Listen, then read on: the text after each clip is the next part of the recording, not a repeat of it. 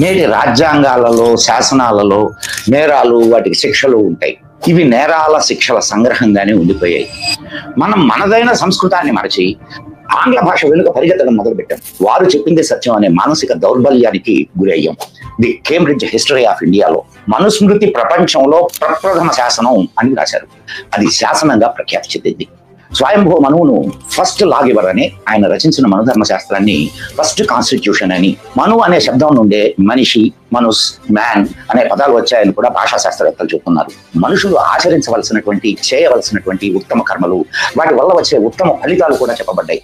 మిత్రులారా, ఇప్పటి వరకు మన మదన్ గుప్తా ఛానల్ను మీరు సబ్స్క్రైబ్ చేయకపోతే వెంటనే సబ్స్క్రైబ్ చేయండి. మీ మిత్రులకు కూడా మన ఛానల్ను పరిచయం చేయండి. నమస్తే సదావత్సలే మాతృభూమే. నమస్కారం మిత్రులారా, నేను మీ మదన్ గుప్తా. మనం మనదైన శాస్త్రాలను, వాటి విలువలను మరచి మహాత్ములైనటువంటి ఋషులను నిందించేటటువంటి స్థితికి దిగజారాం. దీనికి ఉన్న ప్రధాన సమస్య మనం సంస్కృతాన్ని మర్చిపోవడం. అంతేకాకుండా మన శాస్త్రాలను ఇతరులు వ్యాఖ్యానించే పరిస్థితులు ఏర్పడ్డాయి. మనం మనదైన సంస్కృతాన్ని మరచి ఆంగ్ల భాష వెనుక పరిగెత్తడం మొదలుపెట్టాం. వారు చెప్పింది సత్యం అనే మానసిక దౌర్బల్యానికి గురయ్యాం. ఇక్కడ ఆంగ్ల మానస పుత్రులు వాటిని నెత్తికెత్తుకుని ప్రచారం సాగించారు. కానీ నిజాలు తెలుసుకోవాల్సిన ఆవశ్యకత ప్రతి భారతీయుడికి ఉంది. దాదాపు 12 సంవత్సరాల క్రితం భారతీయులు అనే నా ఫేస్బుక్ పేజీలో మనధర్మ శాస్త్రాన్ని గురించి ఒక 20 లేఖలు రాశాను. ఇప్పుడు వాటన్నింటినీ క్రోడీకరించి వీడియోలాగా మీకు అందించేటటువంటి ప్రయత్నం చేస్తున్నాం. ముందుగా మహర్షి మనువును గురించి మనం తెలుసుకుందాం. ఆ తర్వాత ఆయన అందించిన మనుధర్మ శాస్త్రాన్ని గురించి, ఆ శాస్త్రం పైన ఉన్న విమర్శల గురించి కూడా తెలుసుకుందాం. భారతీయ సాహిత్యం ప్రకారం సృష్టికి ఆది పురుషుడు బ్రహ్మ. ఆయనకు స్వయంభూ అనే పేరు కూడా ఉంది. మనువు ఆయన కుమారుడిని కొన్ని చోట్ల, కాదు ఆయన మనువుడని కొన్ని చోట్ల కనిపిస్తుంది. బ్రహ్మపుత్రుడైన మనువుకు స్వయంభవ మనువు అని పేరు. ఆయన తరువాత మరో 6 మనువులు మనకు సంస్కృత సాహిత్యంలో కనిపిస్తారు. స్వయంభవ మనువు, స్వారోచష మనువు, ఈయన పైన వచ్చిన కావ్యమే స్వారోచష మను సంభవం. ఔత్తమి మనువు, తామస మనువు, రైవత మనువు, చాక్షుష మనువు, వైవస్వత మనువు. ఇప్పుడు మనం జరుగుతున్నది వైవస్వత మన్వంతరం. ఈ వైవస్వత మనువు కుమారుడే ఇక్ష్వాకు. ఇతనితోనే సూర్యవంశ క్షత్రియుల వంశం మొదలైంది. వైవస్వత మనువు కుమార్తె ఇళాదేవితో మొదలైంది చంద్రవంశం. కాళిదాసు రచించినటువంటి రఘువంశం అనే కావ్యంలో ఇక్ష్వాకు వంశ వృక్షం అంతా తెలియజేయబడింది. సృష్టి జరిగినటువంటి కొత్తలో, అంటే ఆదిలో రాజులు రాజ్యాలు లేవు. సత్వగుణం కలిగినటువంటి ప్రజలు స్వయంగా అనుశాసనంతో పరస్పరం వ్యవహరించేవాళ్ళు. రాను రాను ప్రజల్లో రజోగుణం, తమోగుణాలు వృద్ధి చెందడం వలన బలవంతులు బలహీనులను హింసించడం మొదలుపెట్టారు. ప్రజలందరూ బ్రహ్మ దగ్గరకు వెళ్ళి తమ బాధలు వివరించారు. తమకు ఒక శాసకుని అనుగ్రహించమని ప్రార్థించారు. అప్పుడు బ్రహ్మ స్వయంభవ మనువును రాజ్యపాలన చేయమని ఆదేశించాడు. స్వయంభవ మనువు ప్రజలు ఏ కర్మలు చేయవచ్చు, ఏ కర్మలు చేయకూడదు అనేది నిర్ధారించి ఒక సమాజ వ్యవస్థను ఏర్పరిచాడు. ఈ విషయం మనకు మహాభారతం శాంతి పర్వంలో కూడా కనిపిస్తుంది.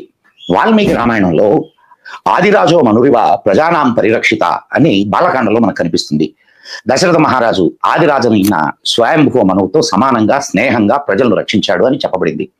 విష్ణు పురాణం మనువును బ్రహ్మపుత్రునిగా చెప్పి ఆయనను మొదటి రాజుగా వివరించింది.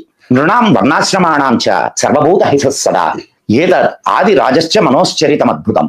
భాగవత పురాణం మనువును వర్ణాశ్రమ ధర్మాలు ఏర్పరిచి సర్వ ప్రాణికోట్ల హితాన్ని ఎల్లప్పుడూ కాంక్షించిన మొట్టమొదటి రాజు మనువు. ఆయన చరిత్ర అద్భుతం అని చెప్తుంది. బ్రహ్మవర్తంలో రాజధానిని నిర్మించుకుని 7 ద్వీపాల భూమండలాన్ని పాలించినట్లుగా కూడా వ్రాయబడింది. మహర్షి మనువు మానవుల వర్ణాశ్రమ ధర్మాలను గురించి ఋషుల సమక్షంలో వివరించాడు. ప్రజలందరి హితం కోసం పాటుపడ్డాడు. ఆ ఆదిరాజైన మనువు ప్రవచించిన మనుధర్మ శాసనం కూడా అది శాసనంగా ప్రఖ్యాతి చెందింది. ఆంగ్లేయుల పాలనా కాలంలో చరిత్ర అయిన ది కేంబ్రిడ్జ్ హిస్టరీ ఆఫ్ ఇండియాలో ప్రాచీన భారతీయ సాహిత్యం, భాషా విజ్ఞానాల గురించి రాస్తూ మనుస్మృతి ప్రపంచంలో ప్రప్రథమ శాసనం అని రాశారు. మనుస్మృతి కర్త అయినటువంటి స్వయంభవ మనువు కేవలం భారతీయులకే కాక ప్రపంచమంతటికీ ఆది పురుషుడుగా చెప్తారు. మను అనే శబ్దం నుండే మనిషి, మనుస్, మ్యాన్ అనే పదాలు వచ్చాయని కూడా భాషా శాస్త్రవేత్తలు చెప్తున్నారు. స్వయంభవ మనువును ఫస్ట్ లా గివర్ అని, ఆయన రచించిన మనుధర్మ శాస్త్రాన్ని ఫస్ట్ కాన్స్టిట్యూషన్ అని, అంటే మొదటి రాజ్యాంగంగా పరిగణిస్తారు. నేడున్న రాజ్యాంగాల కంటే, శాసనాల కంటే అతి ప్రాచీనమైనది మన మనుస్మృతి. ఈ స్మృతి విషయాన్ని చాలా విపులంగా, విస్తారంగా వివరిస్తుంది. నేటి రాజ్యాంగాలలో, శాసనాలలో నేరాలు, వాటి శిక్షలు ఉంటాయి. పౌరుల కర్తవ్యాలు ఏమిటి అనేది ఇవి చెప్పవు. అందువలన ఇవి నేరాల శిక్షల సంగ్రహంగానే ఉండిపోయాయి. కానీ మనుస్మృతిలో మనుషులు ఆచరించవలసినటువంటి చేయవలసినటువంటి ఉత్తమ కర్మలు, వాటి వల్ల వచ్చే ఉత్తమ ఫలితాలు కూడా చెప్పబడ్డాయి. నేటి శాసనాలు మానవులను ఒక భౌతిక వస్తువుగానే పరిగణిస్తాయి.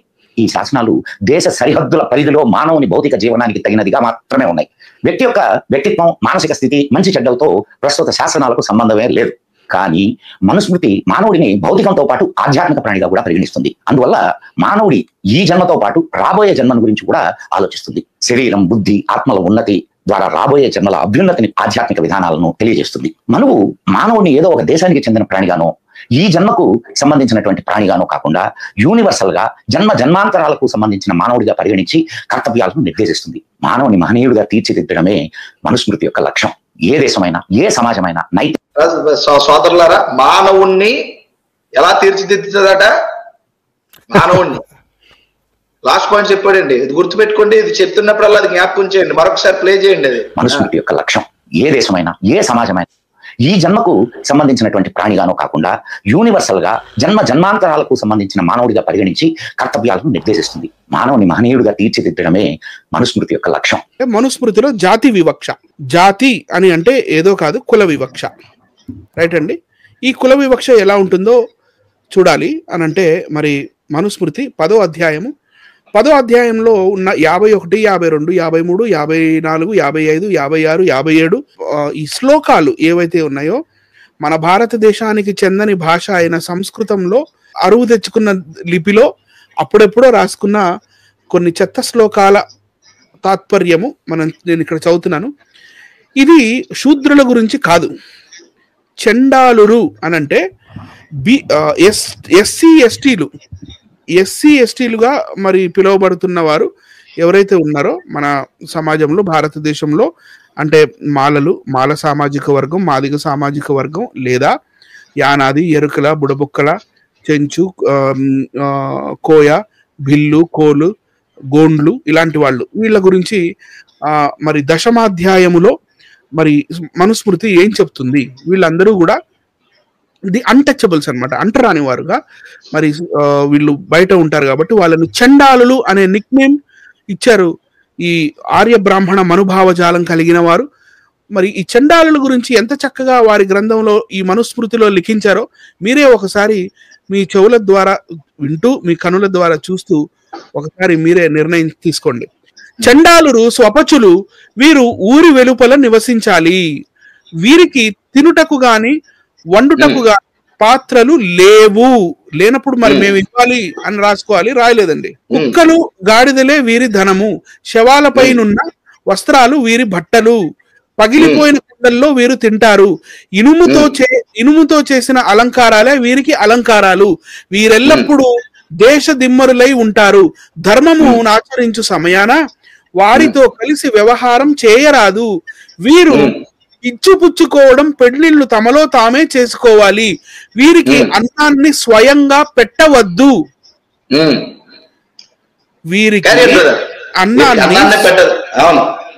వీరికి అన్నాన్ని స్వయంగా పెట్టవద్దు, వీరు రాత్రులలో గ్రామాల్లో పట్టణాల్లో తిరగకూడదు, రాజశాసనాన్ని తీసుకొని, అంటే రాజు దగ్గర పర్మిషన్ తీసుకొని రాజశాసనాన్ని తీసుకొని వీరు పగటిపూట మాత్రమే గ్రామాల్లో గాని పట్టణాల్లో గాని తిరగాలి, వీరి శవాలను గతిలేని శవాల వలె ఊరి బయట పారవేయాలి, దొంగతనం వంటి తప్పుడు పనులు చేసి మరణదండనకు అర్హమైన వీరిని రాజు యొక్క ఆజ్ఞను అనుసరించి న్యాయమైన రీతిలోనే చంపాలి. ఇంకా వారి బట్టలు, ఆభరణాలు, పడుకునే శయ్యలు మొదలైన వాటిని అధికారులు తీసుకోవాలి. ఒకసారి మనం చూపించండి సార్, ఇందులోని ఎంత దారుణం అంటే సార్ మనం చూపించండి. ఇక్కడేదో చూపించండి, చాలా మామూలుగా లేదు సార్. అసలు విషయం ఏంటంటే అనిల్ కుమార్ గారు చదివారు, చండాలురు స్వపచులు వీరు ఊరి వెలుపల నివసించాలి. ఈ చండాలులు స్వపచులు అనేవారు ఎవరైతే చండాలులు అంటే అంటరాని వారు చెప్పారు కదండి, గోండులు, ఆ తర్వాత ఎవరు ఎరుకులు వారు, తర్వాత ఇంకెవరైతే ఉంటారో వీరందరినీ కూడా చండాలులుగా పరిగణలోకి తీసుకొని స్వపచులు వీరు ఊరు వెలుపల నివసించాలి. అంటే బయట లోనికి లేదు, లోనికి రావడానికి లేదట. వీరికి తినుటకు కానీ వండుకోవడానికి పాత్రలే లేవు. అంటే అట్లకి ఏం లేదంటే పాత్రలు ఏమి వండకూడదు, అడుక్కోవడం అంటే మీరు పెడితే తినాలాలు. అది ఎలాంటిది పెడితే తినాలాలు, ఎలాంటిది వండుకోవడానికి అవకాశమే లేకుండా, అసలు వంట అనేది వాళ్ళకి లేకుండా ఊరు బయట వారు నివసిస్తే ఎలాంటి తిండి మీరు పెట్టాలంటే వారికి కుక్కలు గాడిదలే వీరి ధనం. అంటే వీరికి ఏది కూడా సంపదలు ఉండకూడదు, ఇల్లు ఉండకూడదు, కుక్కలు గాడిదలు అంటండి. చూడండి ఎంత దారుణం. శవాల పైన ఉన్న వస్త్రాలు వీరి బట్టలేండి. ఇంత నీచంగా రాసిన పుస్తకం గురించి ఈ గుప్పితాత ఎలా మాట్లాడుతున్నాడు? శవాల మీద బట్టలు వేసుకోవాలా? శవాల మీద బట్టలు వేసుకోవడం ఏంటి అసలు? అసలు ప్రపంచంలో ఇలాంటి నీచమైన దుర్మార్గమైన రాత గాని, పుస్తకం గాని, ఆచరణ గాని మరి ఎక్కడైనా ఉంటుందా ఈ మనుస్మృతిలో, ఈ భారతదేశంలో తప్ప? శవాల పైన ఉన్న వస్త్రాలు వీరి బట్టల, పగిలిపోయిన కొండల్లో వీరు తినాలంటే తింటారు. అది వండుకొని తినడానికి కాదు, పాత్రలు లేవు. పగిలిపోయిన కొండలు అంటే ఇవి ఎక్కడుంటాయి సార్? ఈ కొండలు శ్మశానాల్లో చచ్చిపోయిన తర్వాత కొండ తిప్పుతారు తెలుసా మీకు? ఈ కొండలు ఎక్కడి నుంచి వస్తాయి? శవాలపై బట్టలు వేసుకొని కొండలకి కన్నం పెట్టి శవం చుట్టూ తిరిగి కొండను పడేస్తారు కదా. పగిలిపోయిన కొండలో అంటే ఆ పెంకుల్లోని ఆ శవాల మీద బట్టలు వేసుకొని ఆ పెంకుల్లోని ఇనుముతో చేసిన అలంకారాలు ధరించుకొని, వీరికి అలంకారాలు అవి వీరు ఎల్లప్పుడూ ఎలా ఉండాలంటే ఒక చోట ఉండకూడదు. వీరికి ఒక ఆస్తులు ఉండవు, వీరికి ఒక చోట నివాసం ఉండదు, సొంత ఇల్లు ఉండదు, కట్టుకోవడానికి బట్టలు ఉండవు. ఆ బట్టలు కూడా ఎలాగంటే శవాల మీద వేసుకోవాలి. వండుకోవడానికి పాత్రలు ఉండవు. ఈ వంట అదే ఆ పాత్రలు లేనప్పుడు ఒకవేళ మనం తినాలన్నా వారు తినాలన్నా శవంకి కొండ ఉంటది కదా, కొండను పగలగొట్టిన దాంట్లో పగిలిపోయిన కొండల్లో వీరు తింటారు. వీరు ఎల్లప్పుడూ దేశదిమ్మరులై ఉంటారు. ధర్మమును ఆచరించు సమయాన్న వారితో కలిసి వ్యవహారం చేయకూడదు. అంటే వీరికి గాని, ధర్మశాస్త్రాలకు గాని, మనుధర్మశాస్త్రానికి ముఖ్యంగా మనుధర్మశాస్త్రం అందరికీ సంబంధించింది కాదని దీంట్లోనే రాసుకుని, అంటే ఈ ధర్మంలో వారు లేరు, ఈ ధర్మశాస్త్రం లేదంటే వీరి గ్రంథాలు, సనాతన గ్రంథాలకి వీరికి సంబంధం లేదు, వీరు అవి చదవకూడదు, వాటిని పాటించడానికి వినడానికి కూడా అవకాశం లేదు. ధర్మం ఆచరించు సమయమున వారితో కలిసి వ్యవహారం చేయరాదు. వీరు ఇచ్చిపుచ్చుకోవడం పెండిట్లు తమలో తామే చేసుకోవాలంటే బయట పిల్లలు అంటే కులాంతర వివాహాలు చేసుకోవడానికి లేదు. వారి పిల్లల్ని వారే చేసుకోవాలి. బయట వాళ్ళతో వారికి ఏమంటే ఈ సంబంధాలు కలుపుకునే అవకాశం లేదు అని ఈ యొక్క మనుధర్మ శాస్త్రులు, ఈ భయంకరులు, దుర్మార్గులు రాసుకున్న మాట. వీరికి అన్నాన్ని స్వయంగా పెట్టవద్దు. వీరు రాత్రుల్లో గ్రామాల్లో పట్టణాల్లో తిరగకూడదు అంటే నిషేధం వీరికి. కరోనా టైంలో మీకు ఐడియా ఉంది కదండి, రాత్రులు ఎవరు కూడా తిరగడానికి లేకుండా, లేదంటే కరోనా టైంలో ఒక కర్ఫ్యూ లాగా పట్టణాల్లో కానీ ఎక్కడ మరి ఎక్కడ ఉండాలి? శ్మశానం దగ్గరే ఉండాలి, నివాసం ఊరు బయట ఉండాలి, అంతే కదా. చచ్చిపోయినోడు బట్టలు వేసుకుంటాం అంటే దగ్గర శ్మశానం దగ్గర ఉండాలి. ఆ చచ్చిపోయినోడికి ఏమైనా ఒకవేళ పగిలిపోయిన కొండల్లో వాడికి ఏమైనా పెట్టారనుకో ఆ శ్మశానంలోనే పడి తినాలి. అలాగే ఉంది మరి.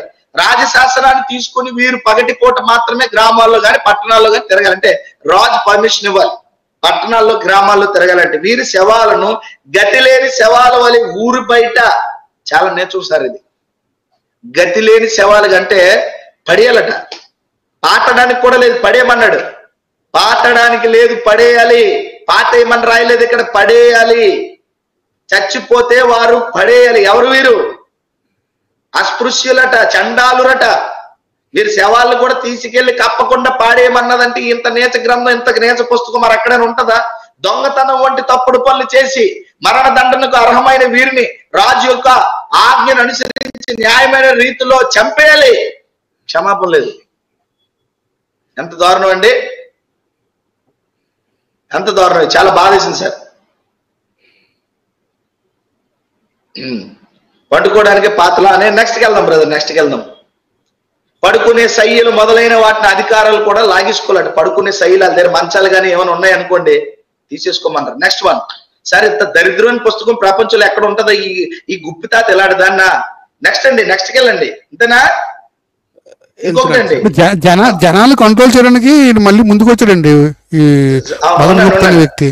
వెళ్దామండి. ఇక మనుస్మృతిలో ఇదిగోండి చూడండి సార్ ఎంత దారుణం. చూడండి అలా ఉండాలంటే అండి వీళ్ళు. ఇక ఊరు బయట అలాగా ఆ తట్టా బుట్టతో అలాగా ఆ చీపురి వెనకాల ముడ్డుకి చీపురి ముందుకు ముంత కట్టుకొని ఇలా బతికే సంస్కృతిలోనే ఉంటే ఆ సంస్కృతిని తీసుకొచ్చిన మనుస్మృతిని, ఆ సంస్కృతి తీసుకొచ్చిన మనుస్మృతిని ఈ గుప్పితాట ప్రమోట్ చేస్తే ఎర్రోళ్ళకి మీరు వెన్ని అలాంటి ఈడ్చుకొచ్చి చెప్పుతో కొట్టడం మానేసి మళ్ళీ ఆ వెనకాల ఏమంటున్నారంటే చంకలు కొట్టుకొని మా ధర్మం ఏది, మా సనాతన ధర్మం గొప్పది, ఆ సనాతన ధర్మంలో రాయబడిన మనుధర్మం గొప్పదని మాట్లాడుతున్నారంటే నిజంగా వీళ్ళు ఏమనాలో చూస్తున్న మీరు ఆలోచించండి. ఇంకా వీళ్ళు ఏం తిట్టినా ఏమన్నా చాలా బాధ అనిపించింది. ఆ చదివిన తర్వాత నాకే మనసు చాలా బాధ అనిపించింది. చచ్చిపోయిన తీసుకెళ్లి కప్పకుండా పడేయమని, వాళ్ళకి పాత్రలు లేవు, ఎవడైనా చచ్చిపోతే కొండ పగిలిపోయిన కొండల్లో పట్టుకోమని ఎంత దారుణం అండి. ముందుకు వెళ్దామండి. ఇంకా చూడండి రాశాడట. సార్ చదవండి, సార్ చదవండి. ఇందాక చండాలులు స్వపచులు అనేవారు అంటే మాల సామాజిక వర్గం, మాదిగ సామాజిక వర్గం, మరి యానాది, ఎరుకుల, గోండ్లు, మరి బొడబొక్కల, కోయ, లేకపోతే గోండ్లు, ఇట్లా వీటి వగర వగర ఇవన్నీ బిల్లు, కోల్, వాళ్ళ గురించి మనం ఇందాక చూసాము. ఇప్పుడు మనం శూద్రుల గురించి చూద్దాము. ఇదే దశమాధ్యాయంలో 10వ అధ్యాయంలో 122, 123, 124, 125వ శ్లోక తాత్పర్యములలో ఏమున్నాయో ఒకసారి చూద్దాం. శూద్రుడు బ్రతుకు తెరువుకై క్షత్రియుడనైనా ధనవంతుడనైనా వైశ్యునైనా సేవించి బ్రతకవచ్చును. అతడు స్వర్గాన్ని కోరినా ఐహిక సుఖాలు కోరినా బ్రాహ్మణ సేవ చేయాలి. బ్రాహ్మణుని సేవించుటయే శూద్రుని ధర్మము. అందువల్ల శూద్రునికి అన్య వృత్తుల కంటే బ్రాహ్మణ సేవయే ముఖ్యమైనది. బ్రాహ్మణ సేవ కంటే ఇతరమైన సేవలు చేస్తే అవన్నీ వ్యర్థమవుతాయి. ఆ బ్రాహ్మణుడు కూడా సేవకుడు చేస్తున్న పనిని, అతనిని సామర్థ్యాన్ని, అతని కుటుంబాన్ని గమనించి తన ఇంటి నుండి వానికి అవసరమైన జీవికను ఏర్పాటు చేయాలి. ఆ శూద్రునికి తమ ఇంట మిగిలిపోయిన అన్నాన్ని పెట్టాలి, తమ బట్టలు ఇవ్వాలి, ధాన్యం ఇవ్వాలి. సార్ చూపించండి సార్, చూడండి సార్, చెప్పండి అనిల్ గారు, ఒక్క నిమిషం సార్. ఇది కొంచెం ఇక్కడ ఇదే శ్లోకం, నేను శ్లోకం దేవనాగరిలో పెట్టాను, ఇంగ్లీష్ లో పెట్టాను. ఆ తర్వాత ఇంగ్లీష్ ట్రాన్స్లేషన్ చూస్తే రెమినెంట్స్ ఆఫ్ ఫుడ్, మిగిలిపోయిన ఫుడ్ అండ్ బట్టలు ఇవ్వాలి అని అన్నారు. కానీ అది చినిగిపోయిన బట్టలు అండి. ఓన్ అవుట్ క్లోత్స్, చినిగిపోయిన బట్టలు shall be given to him as also the grain refuse and old furniture. Grain refuse అంటే తినడానికి, వండుకోవడానికి మనకి పనికిరాని, అంటే తడిసిపోయిన బియ్యం, పాచిపోయిన అన్నం కూడా పెడతారండి, అంతే కదా మరి. ఇట్లాంటి గ్రెయిన్స్, ఓల్డ్ ఫర్నిచర్, ఏదైనా అనవసరమైన ఉంటే అవి తీసి శూద్రుడు మొహాన్ని కొట్టాలని దాని అర్థం. ఇక్కడ అవునండి, ఒకసారి మళ్ళీ చూపించండి సార్, ఒకసారి మనం పెట్టండి, అది పక్కన పెట్టండి, మనం దాన్ని వివరించాలి. చాలా అవసరం, కొంచెం మనం టైం తీసుకున్నా దీన్ని వివరించాలి. అయ్యా అనిల్ కుమార్ గారు చాలా బాగా చదివారు ఈ విషయంలోని. నాకు బాధ అనిపించింది, ఒకటి చెప్తున్నాను. అది ఇంగ్లీష్ లో చాలా చిరిగిపోయిన బట్టలు, పాడైపోయిన ఫర్నిచర్, పాడైపోయిన పాత్రలు, అంతేనా? ఇంకేమంటే ఆ ఫుడ్ ఎలాంటిది ఇవ్వాలంటే మిగిలిపోయిందంటే ఏముండదండి, పాచిపోయినా, పాడైపోయినా, మిగిలిపోయింది ఏముండదు. పాడైపోయినా, పాచిపోయినా అలాంటిది ఏదైనా ఉంటే, లేదా వారు తినగా ఆ అన్నంలో మిగిలిపోయిన ఎంగిలి, ఇంకా గట్టిగా మాట్లాడితే మిగిలిపోయిన ఎంగిలో పాచిపోయిన అన్నమో ఎవరికి ఇవ్వాలట? శూద్రుడు బ్రతుకు తెరువుకే క్షత్రియున్నైనా ధనవంతున్నైనా వైశ్యున్నైనా సేవించి బ్రతకవచ్చునంటే, ఇక్కడ క్షత్రియుడు వైశ్యుడు వారి కింద బతకాలి శూద్రుడు. లేదా అతడు స్వర్గాన్ని కోరిన, అంటే స్వర్గాన్ని కోరాలంటే దేవుడి సేవ చేయమని చెప్పట్లేదు, ఇది పాయింట్ అండి ఇక్కడ. స్వర్గానికి వెళ్ళాలంటే దేవుడి సేవ చేయమంటలేదు ఇక్కడ. ఎవరైనా మన పిచ్చోళ్ళు, మనోళ్ళు ఏమనుకుంటారంటే, ఏ స్మరణ చేయాలంటే దైవనామ స్మరణ చేయాలి. సో అండ్ సో దేవుడు, వీళ్ళకి ఎవరైతే 33,33,33,333 మంది ఉన్నారో, ఆ దేవుళ్ళు దేవతలు ఎవరైతే ఉన్నారో ఆ నామస్మరణ చేస్తూ బతకాలనుకొని ఒక పక్క వీళ్ళు పాప వెర్రోళ్ళగా అనుకుంటే, ఈ మన ధర్మ శాస్త్రంలో ఈ గుప్పితాతకి అర్థం కాలే, లేదా గుప్పితాత చదివినా దాన్ని పక్కన పెట్టినటువంటి ఈ గుప్పితాతకి మరి ఏమర్థమైంది? అతడు స్వర్గాన్ని కోరాడు అనుకోండి, పోనీ వైకుంఠానికి, స్వర్గంలో చాలా రకాలు ఉన్నాయి, స్వర్గం ఒకటి లేదు వీళ్ళకి. వైకుంఠం ఉంది, కైలాసం ఉంది, బ్రహ్మలోకం ఉంది, ఇంకా చాలా చాలా స్వర్గాలు ఉన్నాయి. సో అండ్ సో ఈ స్వర్గాల్లో ఎక్కడికైనా వెళ్ళాలంటే వారిని పూజించమని అడగ చెప్పట్లేదు ఇక్కడ. అతడు స్వర్గాన్ని కోరినా, ఐహిక సుఖాలు కోరినా, ఈ రెండింటిలో ఏది కోరుకున్నా, స్వర్గానికి వెళ్ళాలన్నా, ఈ లోకంలో సుఖపడాలన్నా ఎవరి సేవ చేయాలంటే బ్రాహ్మణ సేవ చేయాలి. సార్ ఇది ఎక్కడ న్యాయం? కొంచెం నాకు చెప్పండి సార్. చెప్తాను. అలా కాదు, స్వర్గానికి వెళ్ళాలంటే దేవుడి సేవ చేయాలి కదా, బ్రాహ్మణుని సేవ చేయాలి. బ్రాహ్మణ్ణి సేవించడే శూద్రుని ధర్మము. అబ్బా, ఇదే మన ధర్మశాస్త్రం. అసలు ధర్మం ఇదే. ధర్మం అంటే మన ధర్మశాస్త్రం. బ్రాహ్మణ్ణి సేవించటే శూద్రుని ధర్మం. ఇదే సనాతన ధర్మం, ఇదే మను ధర్మం, ఇదే సనాతన గ్రంథాల్లో ఉన్న ధర్మం. సనాతన ధర్మం అంటే బ్రాహ్మణ్ణి సేవించటే శూద్రుని ధర్మము. అందువల్ల శూద్రునికి అన్య వృత్తుల కంటే బ్రాహ్మణ సేవయే ముఖ్యమైనది. అంటే ఏ పనిపాటు చేయడం కంటే, ఏ పనిపాటులోకి వెళ్ళడం కంటే, ఏ పనులు చేసుకున్నట్టు కంటే అన్య వృత్తుల కంటే బ్రాహ్మణ సేవయే ముఖ్యమైనది. బ్రాహ్మణ సేవ కంటే ఇతరమైన పనులు చేస్తే అవన్నీ వ్యర్థమవుతాయి. అంటే ఏ పనులు చేసుకున్నా, ఎంత సంపాదించుకున్నా, బ్రాహ్మణుడు కాళ్ళు కడిగి ఒళ్ళు తోమి, లేకపోతే మిగిలిన ఎంగిలి, మిగిలిపోయిన పాషన్నం, వేసి పడేసిన సిరిగిపోయిన గుట్టలు, వాడి పాడేసిన పాత్రలు ఇవన్నీ ఇస్తే ఆనందంగా స్వీకరిస్తూ, ఒక విధంగా చెప్పాలంటే పాద సేవ చేసుకుని, మహాప్రభో బ్రాహ్మణ దేవుడా, బ్రాహ్మణ దేవుడా నాకన్నీ నువ్వేనయ్యా, బ్రాహ్మణుడా నీతో ఉన్నందుకు, నీతో చేసినందుకు స్వర్గాన్ని నాకు ఉన్నట్టుగా భావించాలట, లేదంటే ఆ యొక్క సుఖాలు ఏవైనా సరే ఆ బ్రాహ్మణ సేవలు తరించి పొందినట్టుగా భావించాలని ఇంత నేర్చంగా రాసుకున్నారే. ఆ బ్రాహ్మణుడు కూడా సేవకుడు చేస్తున్న పనిని, అతని సామర్థ్యాన్ని, అతని కుటుంబాన్ని గమనించి తన ఇంటి నుండి వానికి అవసరమైన జీవికను ఏర్పాటు చేయాలి. ఆ శూద్రునికి తమ ఎంట మిగిలిపోయిన పాషన్నం లేదా ఎంగిలన్నం పెట్టాలి, తమ బట్టలు ఇవ్వాలి, ధాన్యం ఇవ్వాలి, ఏవి మిగిలిపోయినవి, చెరిగిపోయినవి అంతే కదా. ఇందాక చూపించారు, అది ఒకసారి చూపించారు సార్. మళ్ళీ నెక్స్ట్ వన్ ఇక్కడ ఏముందండి? Remnants of food and worn out clothes shall be give to him. అంటే అతనికి అవి ఇవ్వాలి. ఏంటి? చిరిగిపోయిన గుట్టలు అంతేనా, మిగిలిపోయిన ఫుడ్, పాషన్నం, పాసి ఫుడ్ ఇవ్వాలి. as also the grand refuse and old furniture. ఎంత దాతలో మిగిలిపోయిన కాలనీని కుర్చీ ఇవ్వాలట, అంతే కదండి. మిగిలిపోయిన ఫర్నిచర్ అంటే ఏదైతే ఊడిపోయిందో, లాగిపోయిందో, పీకిపోయిందో, పాత అయిపోయిందో, ఇక బఠానీ రోడ్డు కూడా వేసిన బఠానీ వాడు కూడా 4 ఉల్లిపాయలు కానీ బఠానీలు కానీ ఇవ్వకలేనివి ఏవైతే ఉంటాయో దాతృత్వంతో, ప్రేమతో ఎవరికి ఇచ్చేయాలంటే శూద్రుడికి ఇచ్చేయాలంట. వా వా వా, ఎంత గొప్ప గ్రంథం అండి మనుస్మృతి.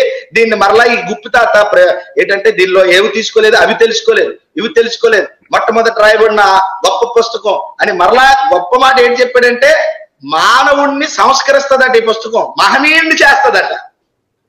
ఇదేనండి మానవుడే మహనీయుడు అంటే, ఇదేనా మహనీయత్వం? వండర్ఫుల్ వండర్ఫుల్ గుప్పితాత, వండర్ఫుల్ గుప్పితాత నువ్వు చాలా, మరి నిన్ను నిజంగా దొరికితే, ఈ నిజాలు తెలుసుకుని ఉంటే ప్రజలు నిన్ను పిచ్చుకొక్కను కొట్టినట్టు కొట్టి రోడ్డు మీద నీ గొట్టలోడు తీసి, నేను నిజంగా చెప్తాను, రోడ్డు మీద నిన్ను ఒక మరి అనకూడదు, నా నోటి అలా నిలబెట్టాలి నేను. నీలాంటి వాళ్ళందరినీ కూడా ఈ భారతదేశానికి పనికిరాని గ్రంథాన్ని మరలా నువ్వు ప్రమోట్ చేస్తావా? సిగ్గుండాలి. ముందుకెళ్దాం బ్రదర్. ఓకేనండి. మనుస్మృతి 10వ అధ్యాయము. ఇక్కడ ఇంకా శూద్రుల గురించి ఇంకా దాని కంటిన్యూషన్ 10వ అధ్యాయము 47, 48, 49, 50లో సూతులు గుర్రములను కట్టి సారథులుగా ఉండుట, అంబష్టులు వైద్యం చేయుట, వైదేహులు అంతఃపురంలో ఉండుట, మాగధులు తిరుగుతూ వర్తకం చేయుట, నిషాదులు చేపలు పట్టుట, అయోగవులు వడ్రంగి పని చేయుట, మేదులు, ఆంధ్రులు, చెంచులు, ఆంధ్రులు కూడా వచ్చారు చూడండి సార్. మేదులు, ఆంధ్రులు, చెంచులు, మగ్గులు వీరు అడవి మృగములను హింసించి బ్రతుకుట, చెత్తలు, ఉగ్రులు, పుక్కసులు వీరు కలుగులలో నుండి ఉడుములు మొదలగునవి వెలికి తీసి చంపుట, పట్టుట, దిగ్గుణుల తోళ్ల పని, వేణులు, మధ్యల తప్పెటలు మ్రోగించుట మొదలైన వృత్తుల ఊళ్ల సమయంలో ఉండే చెట్ల కింద, శ్మశానాల్లో, పర్వతాలు, అడవులు వీటి దగ్గర జీవిస్తూ ఉంటారు. అది చూడండి ఎంత దారుణం. మనం చూపించండి సార్, ఇది నిజంగా అంటే వారి పనులు. అంటే మనవు ఇట్లా బ్రహ్మకి మనవుడు పుట్టంగానే ఇవన్నీ వెంటనే జాతులు వచ్చేసినాయి, ఇవన్నీ కులాలు వచ్చేసినాయి, వెంటనే ఇవన్నీ క్రియేట్ అయిపోయినాయి సార్. ఇవన్నీ వెంటనే చూసారా, అవన్నీ వెంటనే రాసుకొని మళ్ళా ఇప్పుడు పెద్ద ఆయన నేను కంట్రోల్ చేసుకుంటాను, మా వాళ్ళు కొంచెం నన్ను ఆపేశారు. వద్దు, చాలా స్టైలిష్ గా చెప్పండి, చాలా ఎలాగంటే మీరు ఎలా చెప్పాలంటే, మీరు చెప్తుంటే మేము యూకేలో ఉన్నటువంటి ఏదైతే ఆక్స్ఫర్డ్ యూనివర్సిటీలో మేము విన్నట్టుగా మేము వినాలని మా నోరుకి కొంచెం తాళం వేసి మేము అదే ప్రొఫెసర్స్ లాగా చెప్పాలని ప్రొఫెసర్ వ్యాస వేసుకున్నాడు ఈ గుప్తాత. ఎంత రోషం వస్తుంది, నేను కంట్రోల్ చేసుకొని మాట్లాడుతున్నాను. మాట ఇచ్చాను కాబట్టి తప్పిపోవట్లేదు. నేను నా సహోదరులు ఇద్దరికి నేనైతే ఇలాంటి విషయాలు కంట్రోల్ అవసరం లేదండి. కుమ్మడగా నేను ఎందుకంటే ఉండండి, ఇక్కడ నేనేమంటున్నానంటే ఇంత దారుణంగా మాట్లాడుతున్నారు ఏంటి? మను వచ్చినండి, నిజమే సార్. మను బయటకు వచ్చేసిన వెంటనే మరి మను వాళ్ళ అమ్మ అవ సార్, చిన్న డౌట్ నాకు. మను వాళ్ళ అమ్మ పేరు ఏంటండి? ఏమో శతరూప ఏదో ఉందండి, నాకు కరెక్ట్ గా తెలీదు. మను వాళ్ళ అమ్మ, ఆవిడ కూడా అక్కడ వాళ్ళ అమ్మకు కూడా హౌస్ అరెస్ట్ చేశాడు వాళ్ళ నాన్న, విరాట్ పురుషుడు. చేసే ఉండొచ్చండి. అంతేనా? అంతే కదా. మొత్తానికి వీళ్ళు మగజాతి అన్నమాట. వీళ్ళందరూ కూడా మగజాతి. ఈ జాతి అంతా ఏం చేశారంటే మనువు నుంచి వచ్చిన మగజాతి సుమ, ఆదాం నుంచి వచ్చిన వాళ్ళు కాదు. ఆదాం నుంచి వచ్చిన వాళ్ళు అందరూ బాగా చూసుకున్నారు. దేవుడు బాగా చెప్పాడు. ఏమన్నాడంటే స్త్రీని చాలా గౌరవించాలని బైబిల్ చాలా చక్కగా చెప్పింది. ఈ మను జాతి నుంచి వచ్చిన ఈ మగ పురుగులు ఎవడైతే ఉన్నాడో అందులో ఒకడో ఈ గుప్పితాత. గుప్తాత మాట్లాడుతున్నాడు కదా. ఆంధ్రులు ఏం పని అండి అక్కడ? ఆంధ్రులు ఏంటి చేయలే? తలుపులు నేటి పట్టాలి. మరి ఆ పనులు చెప్పలేదు. వడ్రంగి వరకు బాగానే ఉంది బ్రదర్. ఆంధ్రులు, చెంచులు, వద్గులు, వీరు అడవి మృగాలను హింసించి బతుకుడు. ఇదేంటి? ఆంధ్ర వాళ్ళం అయిన మేము సార్, మీరు హైదరాబాద్ కదా. ఒకప్పుడు మన అందరూ ఆంధ్ర వాళ్ళమే, మనందరం ఆంధ్ర వాళ్ళమే సార్. ఆంధ్రులు కదా మనం అందరం. ఆంధ్రులైన మేము ఏటి పట్టుకొని బతకాలంట? అడవి మృగంలో హింసించి బ్రతుకుట. ఇదేంటి సార్? ఇప్పుడు అడవి మృగాలు ఇప్పుడు మనం హింసించి బ్రతికాం అనుకోండి. మను ధర్మశాస్త్రం ప్రకారం, మనుజారు ధర్మశాస్త్రంలో పూర్వీకుడైన మను మరి దాన్ని రాసింది ఈ యొక్క గుప్పితాత. దీన్ని బయటికి తీసి దీన్ని ఇలాగే ఆచరించమని అన్నాడు. ఆంధ్రాలో ఏ పని పాటు లేకుండా ఒకవేళ జంతువులు, అడవి మృగాలు అంటే ఇప్పుడు అడవి మృగాలు హింసించి బ్రతికాం అనుకోండి, అట్లా కొట్టుకొని బ్రతికాం అనుకోండి, మరి మనకి ఏమైనా శిక్ష ఉంటుంది అంటే సార్? ఎందుకు శిక్ష పడదు సార్? అడవి మృగాలు అంటే వైల్డ్ యానిమల్స్ అనేది చంపుతాం సార్. అదే చంపమని అంటున్నారు. మరి మన ఎవరండి ఇప్పటికీ కేసు నడుస్తూ ఉంది అనుకుంటాను సార్. మన బాలీవుడ్ లో ఒక హీరో ఉన్నాడు, అప్పుడు ఎప్పుడో జింకలు కొట్టడానికి వెళ్ళుంటే ఇప్పటికే కేసు నడుస్తూ ఉంది అనుకుంటున్నాను సార్ నేను. అవును, అంతేనా? అంటే ఇప్పుడు అడవి మృగాలు చంపమని ఈ యొక్క గ్రంథం చెప్తుంది కదా. దీన్ని ఎలా తీసుకోవాలి? మక్కిగా తీసుకుంటే ఈ మనుస్మృతి ప్రకారం మనం మాట్లాడి తప్పించేసుకోవచ్చా, లేదా ఇప్పుడున్న ఇండియన్ పీనల్ కోడ్ ప్రకారం మనకి ఏమైనా శిక్ష పడుతుంది అంటారా? ఆచరించలేమండి మనుస్మృతిని. ఇది ఆచరణ యోగ్యము కాదు. ఇది అంటే ఇది ఒక నిజంగా పనికిరాని పుస్తకం, పనికి మాలిన పుస్తకం. దీంట్లో జ్ఞానం లేదు, దీంట్లో పాడు లేదు. అంత పాడు చేసి మనుషుల్ని విభేదించి ఇందులో ఒకడు వడ్రంగి పని చేసుకోవాలి సార్. ఇన్ని రాశారు కదా. మను అంటే చాలా తెలివైనడు కదా సార్. మరి కంప్యూటర్ యుగం వస్తుందని మర్చిపోయాడా? వడ్రంగి పని చేసుకోవాలి అంటే అప్పుడు వడ్రంగి పని ఉంది కాబట్టి, కంప్యూటర్ యుగం లేదు కాబట్టి, రోబోటిక్స్ యుగం లేదు కాబట్టి. అంతేనా? మరి ఇప్పుడు మరి మన ఆ వృత్తుల గురించి రాయలేదు. మనువుకి అంత తెలివి లేదంటారా? అంత జ్ఞానం లేదంటారా? మరి వీరందరూ కంప్యూటర్ ఇంజనీర్స్ ఉన్నారు కదా బ్రదర్ ఈ రోజు. రాయలేదు మరి మనువు రాయలేదు. అందులోనే అందరూ ఉడతలు పట్టుకోవాలి, చిలకలు పట్టుకోవాలి, అడవి మృగాలు హింసించాలి, వడ్రంగి పని చేసుకోవాలి. అంతేనా? వేణువులు, మధ్యలు, తప్పెట్లు మ్రోగించుకొని ఎప్పుడు వేణువులు, తప్పెట్లు మధ్యలో వాయిస్తావా? అంతకంటే మంచి మంచి ఇన్స్ట్రుమెంట్లు వచ్చాయి కదా సార్ ఇప్పుడు. అదే సార్, ఆ ఉద్యోగాలన్నీ మానేసి ఈ పని చేసుకుంటారా అని చెప్తుంది అది. అంతేనా? అంటే మొత్తానికి అంటే భారతదేశాన్ని అడుక్కు తినమని, అంటే అందులో ఉన్నోడు కూడా అడుక్కు తినే పరిస్థితికి వచ్చి కుటుంబ వ్యవస్థ చిన్నాభిన్నం అయిపోయి, ఉద్యోగాలు పోయి, చివరికి రోడ్డు ఎక్కేసి ఏం బతకాలో తెలియక అడవులు ఏదో అంటారు కదా, పల్లెనోడు ఏదో పని చేస్తాడని. అంటే పనున్నోడిని పని మాని పనిలేని పనిని అంటగట్టే గ్రంథం ఏదైనా ఉంటే అది మనుస్మృతి అని చాలా క్లియర్ గా మనకు అర్థమైంది. ఆంధ్రులు ఊడులు పట్టుకోవడం ఏంటి సార్? ఓళ్ళలో సమీపంలో ఉండి చెట్ల కింద బతకాలా? మొదలైన వృత్తులు ఓళ్ళ సమీపంలో ఉండి చెట్ల కింద, శ్మశానాల్లో, పర్వతాల్లో, అడవుల్లో వీటి దగ్గర జీవనం ఉంటారండి. అంటే అక్కడే ఉండాలని కన్ఫర్మ్ చేసిందండి. శ్మశానాల దగ్గర, పర్వతాల దగ్గర, అడవుల దగ్గర. అంటే ఊళ్ళో మాత్రం ఏమి లేదు. ఓళ్ళ సమీపంలో, ఊళ్ళో లేదు ఛాన్స్, ఓళ్ళ సమీపంలో. మరి ఆంధ్ర వాళ్ళు కూడా అందరూ ఉన్నారని రాశారు. మరి ఆంధ్ర వాళ్ళు రాసుకుంటే మరి ఎవరైనా రాయలేదు మానవ్ గారు. సో ఇక్కడ కొంచెం ఇక్కడ నుంచి కొంచెం స్పీడ్ గా వెళ్దాం, ఎందుకంటే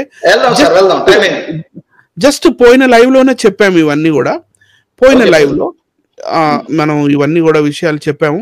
ఇది ఇండియన్ ఎడ్యుకేషన్ సిస్టమ్ అనే మనం ఏదైతే ఆర్య బ్రాహ్మణ విద్యా వ్యవస్థ అందులో చెప్పాము. కానీ నేను ఊరికి అలా టచ్ చేస్తాను. మరి వేదాలు అనేది శూద్రుడు చదవకూడదని, లేదా వేదాలు శూద్రుడు వినే విధంగా మరి పలకకూడదని ఇవన్నీ కూడా మనకి మనుస్మృతి 4వ అధ్యాయం 99వ శ్లోకంలో ఉంటుంది. అలాగే మనుస్మృతి 4వ అధ్యాయము 80-81 శ్లోక తాత్పర్యాలలో మరి ఇహపర సాధకమైన అర్థశాస్త్రాన్ని శూద్రుడికి బోధించరాదు. అంటే లెక్కలు అవి ఇవి చేయాలి, ఎకానమిక్ అంటే అర్థశాస్త్రం అంటే డబ్బులకి సంబంధించిన ఈ విషయాలు తనకు శిష్యుడిగా ఉండని శూద్రుడికి ఉచ్చిష్టాన్నం పెట్టరాదు. హవిశేషం కూడా శూద్రుడికి పెట్టరాదు. హవిస్సులు అంటే ప్రసాదాలు గీసాదాలు పెట్టరాదు. సాటి బ్రాహ్మణుడి దగ్గర ఉంచుకోకుండా ధర్మ వ్రతం లాంటివి బోధించరాదు అని ఉంటుంది. శూద్రుడికి ధర్మోపదేశం చేసిన వ్రతాలు వంటివి ఉపదేశించిన ఆ బ్రాహ్మణుడు అసంవృతం అనే పేరు గల చీకటి నరకంలో పడుతుంది. వెళ్ళిపోతాడు. ఓకే, ఇదంతా మనం చెప్పాం. రైట్ అండి. సో శూద్రుడు జుజులను పాపిష్టి మొదలైన దారుణమైన పేర్లతో తిట్టినా వాడిని నాలుక తెగ్గొయ్యాలి అని ఉంటుందండి. వారు బ్రహ్మదేవుడి ఇది దీనికి 8వ చాప్టర్ లో 271-272 శ్లోకాలు వాటి తాత్పర్యం ఇదంతా కూడా తెలుసు.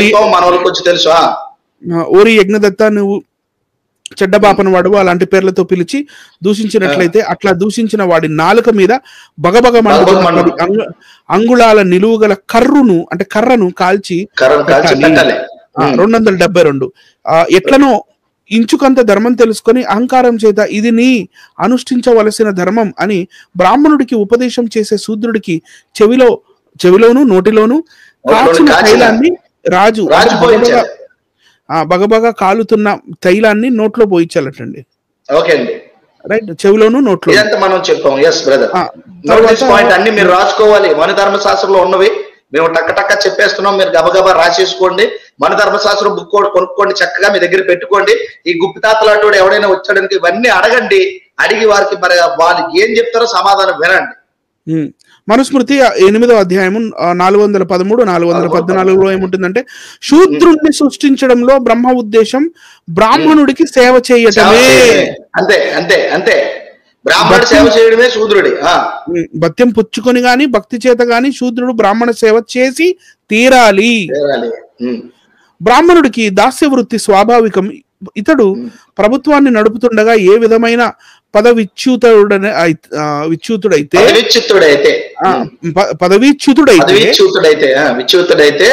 జయించిన వాడికి దాసుడవుతున్నాడు. కానీ అవతల రాజు ఉదారుడై ఈ శూద్రుడికి దాస్య వృత్తి నుండి విముక్తి కల్పించిన అంటే మాన్యుమిషన్ అన్నమాట. మాన్యుమిషన్ అంటే దాసరికం నుంచి బంధ విముక్తి అన్నమాట. రైట్ అండి. ఐహిక సుఖం కోసం కాక ఆముష్మిక సుఖం కోసం శూద్రుడు బ్రాహ్మణ శుశ్రూష చేసి తీరాలి. అంటే నువ్వు దేని నుంచైనా తప్పించుకోగాని బ్రాహ్మణ శుశ్రూష నుంచి మాత్రం తప్పించుకోలేరు అని చెప్తున్నారు. రైట్. 417-18 నిస్సంశయంగా బ్రాహ్మణుడు తన సేవకుడి ధనాన్ని ఆశించవచ్చు. నిస్సంశయంగా బ్రాహ్మణుడు తన సేవకుడి ధనాన్ని ఆశించవచ్చు. కారణం దాస్యరికం చేసే వారికి సొంత ధనం ఉండదు. బలిమీన యజమానిగా ఉన్న విప్రుడు తన సేవకుడి ధనం తీసుకున్న రాజదండన లేదు.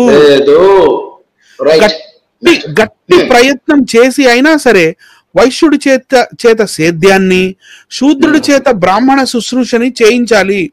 స్వకర్మల నుండి వీరిని తప్పించడం జరిగితే అశాస్త్రీయ విధానాల ద్వారా ధనం సంపాదించి వీరు లోకాన్ని తలక్రిందులు చేయగల సమర్థులు. అవునండి, అంటే వారికి వ్యాపారాలు ఇవన్నీ ఉండకూడదు. రైట్. సో ఇక్కడ నుంచి మీరు మళ్ళీ టేక్ ఓవర్ చేసుకోండి సార్. 1వ అధ్యాయము 98, 99, 100 ఇవి నేను చదువుతున్నాను చూడండి. ఈ సృష్టి యందు ప్రాణులు గొప్పవి, ప్రాణుల యందు బుద్ధి వల్ల జీవించు జీవులు గొప్పవారు. ఆ జీవుల యందు మానవులు మిక్కిలి గొప్పవారు, వారిలో బ్రాహ్మణులు గొప్పవారు, ఆ బ్రాహ్మణులలో విద్వాంసులు శ్రేష్ఠులు, ఆ విద్వాంసుల యందు యుక్తాయుక్త విచక్షణ కలవారు శ్రేష్ఠులు కాగా వారికంటే బ్రహ్మజ్ఞానం కలవారు మిక్కిలి గొప్పవారు. ఆ బ్రాహ్మణుడు ధర్మరక్షణకై పుట్టినవాడు. ఈ బ్రాహ్మణుడు ధర్మరక్షణకై పుట్టినవాడు. అండర్లైన్ దిస్ పాయింట్, ఇది మాట్లాడదాం మనం. వెళ్ళండి. ఈ బ్రాహ్మణుడు ధర్మరక్షణకై పుట్టినవాడు. ధర్మాన్ని ఆచరిస్తున్నందువల్లనే అతడు బ్రాహ్మణత్వాన్ని పొందుతున్నాడు. అతడు సర్వశ్రేష్ఠుడు, అందుకు సమీపస్థుడు కావున, అందరకు సమీపస్థుడు కావున ఈ ప్రపంచమంతయు అతని సొత్తుగానే పరిగణింపబడుచున్నది. చాలా సంతోషం బ్రదర్, థ్యాంక్ యూ.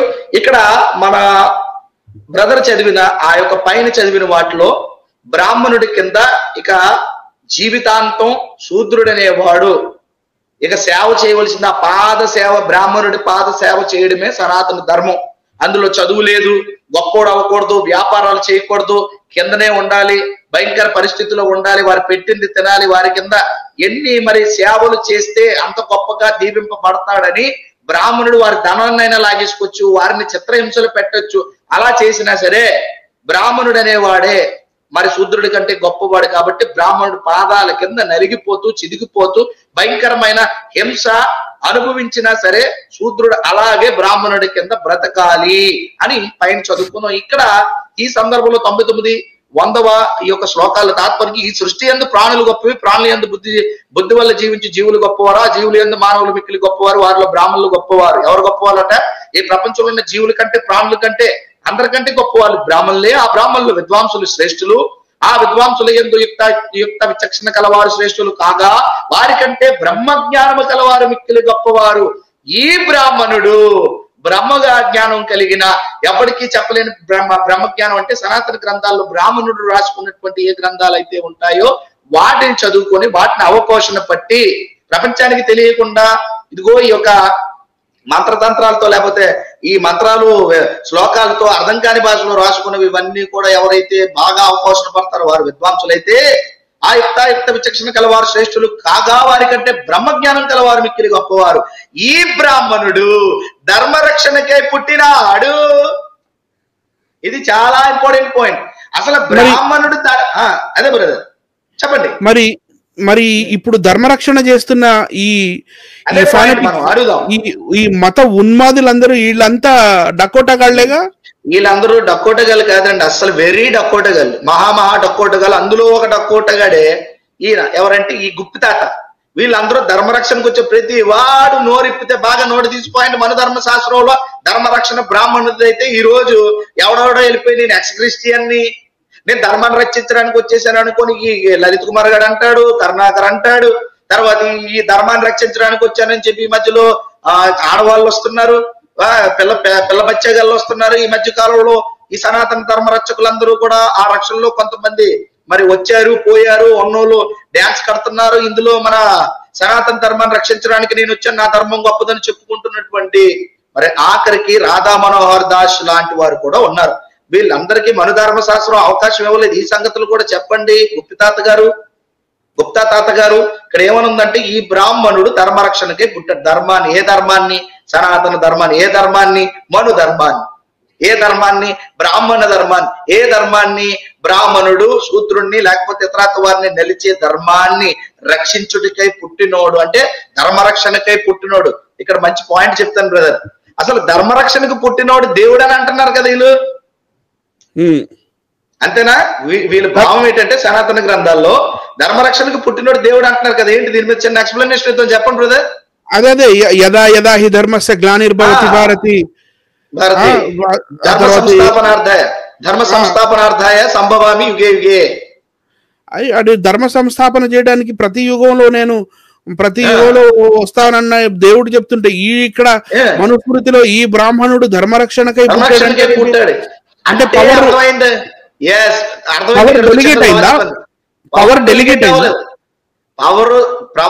బ్రాహ్మణుడిదే. ధర్మాన్ని రక్షించడానికి బ్రాహ్మణుడు పుట్టాడని చెప్పి మను ధర్మశాస్త్రాన్ని సనాతన ధర్మాన్ని అని చెప్పుకుంటూ అందులో ఆ బ్రాహ్మణుడు ఎవరైతే ఉంటారో ఆ బ్రాహ్మణులు ఏం చేస్తారంటే యథా యథా అని ఏదైతే మీరు చదివారో ధర్మ సంస్థాపనార్థాయ అని ఏదైతే చదువుతున్నామో సంభవామి యుగే యుగే ధర్మాన్ని రక్షించడానికి నేను వస్తున్నాను అంటున్నారో ఆ క్యారెక్టర్ని ధర్మరక్షణ కోసం, అంటే వీరి యొక్క ఆధిపత్యం కోసం సనాతన ధర్మం అని పేరు పెట్టి మన ధర్మశాస్త్రాన్ని రాసి వారి యొక్క దేవుళ్ళుగా పిలువబడుతున్న వారిని ప్రతి కాలంలో ప్రతి తరంలో వీరి వెనకుండి పుట్టిస్తున్న వారు ఎవరు అంటే వీరి ధర్మాన్ని రక్షించుకోవడానికి బ్రాహ్మణులు అని చాలా చక్కగా మన ధర్మశాస్త్రం మనకు వివరించింది. ఆ బ్రాహ్మణుడే ఇవన్నీ చేస్తున్నాడు. ఈ బ్రాహ్మణుడు ధర్మరక్షణకై పుట్టినాడు. ఆ బ్రాహ్మణుడే ధర్మరక్షణకై దేవుడు పుట్టించినట్టుగా ఆ దేవుడిని పుట్టిస్తున్నాడు. ఆ ధర్మరక్షణ మన ధర్మశాస్త్రం అని మనుషులందరినీ ఒక్కటి లేకుండా చెడగొట్టి వెడగొట్టి శూద్రులుగా అందరినీ భావించి కిందను తొక్కేస్తున్నారని మనకు అర్థమైంది బ్రదర్. ఓకేనా? మీరు ఇంకేం చెప్తే చెప్పండి, ముందుకెళ్దాం. అయిపోయి ఇంకా లాస్ట్ వన్ శూద్రుడు తనకంటే మనుస్మృతి 8వ అధ్యాయము 279 280 శ్లోకాల తాత్పర్యం చదువుతున్నాను. శూద్రుడు తనకంటే పెద్దవారైన బ్రాహ్మణాదులను ఏ అంగముతో హింసించును అనగా కాలితో తన్నుడు, చేతితో కొట్టుట తప్పు. అప్పుడు అతని ఆ అంగమును కాలు లేక చేతిని ఛేదింపవలనని మనువు తెలిపెను. చూసారండి, గమనించారు సార్? ఇది చాలా ఎంత గౌరవం అంటే ఇది మరీ దారుణాతి దారుణం సార్, దారుణాతి. మొన్న బ్రదర్ మీరు ఒకరు చూసారు కదా, ఒక ఆయన నేను ఇంకోసారి చదువుతాను చూడండి. చదవండి. శూద్రుడు తనకంటే పెద్దవారైన బ్రాహ్మణాదులను ఏ అంగముతో అంటే శరీర భాగంతో ఏ అంగముతో హింసించునో అనగా కాలితో తన్నుట, చేతితో కొట్టుట. అప్పుడు అతను ఆ అంగమును కాలు లేక చేతిని ఛేదింపవలెనని మనువు తెలిపాను. అంటే చెయ్యి ఎత్తితే చెయ్యి కట్టు, కాలెత్తితే కాలు తీసేయి, నోరెత్తితే నాలుక కట్టు, అదే కర్రు కాల్చి కర్ర పెట్టేయి, నోరు లేస్తే నోటికి వాత పెట్టేయి, చెయ్యి లేస్తే చెయ్యి తీసే, కాళ్ళు లేస్తే కాలు తీసేయి. ఇదే సనాతన ధర్మం, ఇదే మన ధర్మం. బ్రదర్ నేను అడుగుతాను, వీళ్ళ మీద కాలు చేతులు ఎత్తితే తీసేమన్నారు కదా. మొన్న ఒక ఆయన లింగం మీద కాలు పెట్టాడు సార్, మీరు చూసారు కదా, లింగం మీద శివలింగం మీద కాలు పెట్టాడు కదా. మరి వాళ్ళకి ఏం అనరేవండి, వాళ్ళు బ్రాహ్మణులనా? వాళ్ళు ఎక్కడైనా కాలు పెట్టుకోవచ్చా ఏంటి? మన ధర్మశాస్త్ర ప్రకారం ఇంతకీ వీళ్ళు దేవుళ్ళుగా పిలువబడుతూ ఉన్నవారు ఏ లింగాల మీదైనా ఏ దేవుళ్ళ దేవతల మీద వీళ్ళు కాలు పెట్టినా చెయ్యిలేసినా వీళ్ళు ఏమనరా? అంటానికి వీల్లేదు. ఎందుకంటే వాళ్ళ సృష్టి కాబట్టి, అంటే వీళ్ళే సృష్టికర్తలు కాబట్టి ఆ ధర్మం వీళ్ళ దగ్గర నుంచి వచ్చింది, వాళ్ళే ధర్మరక్షకులు కాబట్టి. Very good brother. చదవండి బ్రదర్, లాస్ట్ వన్ ముగిద్దాం. నెక్స్ట్ ఇక్కడ శ్లోకాలు ఉన్నాయి చూసుకోండి, మాకు అనవసరం. ఓకేనండి. శూద్రుడు పెండ్లి కాని ఉన్నత జాతి స్త్రీతో సంగమిస్తే లింగఛేదము చేయవలెను. చూడండి ఎంత దారుణం. శివుడికి లింగమరం ఎందుకు సార్ అయింది? అందుకే లింగమరం అయింది. ఇదే ఉన్నత జాతి వాళ్ళంటే ఎవరో కాదండి, ఉన్నత జాతి వాళ్ళంటే బ్రాహ్మణులు అని అర్థం. శూద్రుడి పెండ్లి కాని ఉన్నత జాతి స్త్రీతో సంగమిస్తే లింగఛేదనం అంటే అర్థం ఏంటి? లింగాన్ని తీసేయాలి, పురుష లింగాన్ని తీసేయాలి అని రాసుకున్నారు. అంటే పెండ్లి అయిన ఉన్నత వర్ణమునకు చెందిన స్త్రీతో రమించినచో అతని అంగాన్ని నరికి వేసి అతని ధనాన్నంతా రాజు తీసుకోవాలి. వైశ్యుడు పెండ్లి అయిన ఉన్నత జాతి స్త్రీతో రమిస్తే అతని సంపాదనంతా రాజు తీసుకొనవలెను. అట్లే క్షత్రియుడు చేసినచో 1000 రూకల దండాన్ని విధించి తల గొరిగించవలెను. పెళ్లి కాని బ్రాహ్మణ స్త్రీతో వైశ్యుడు కాని క్షత్రియుడు కాని పోయినచో వైశ్యునికి 500 రూకల దండనను, క్షత్రియునకు 1000 రూకల దండనను విధించవలెను.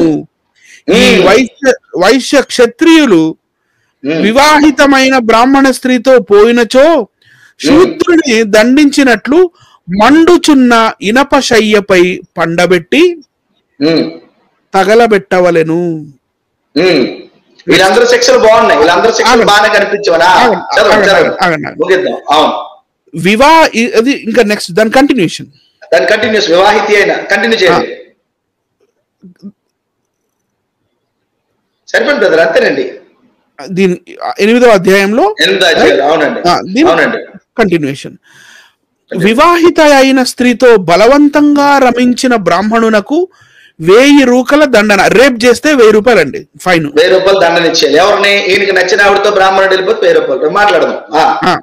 ఆ స్త్రీ తాను ఇష్టపడి ఇంకొక బ్రాహ్మణుడితో పోతే అతనికి తక్కువ 500 దండలు. అవును.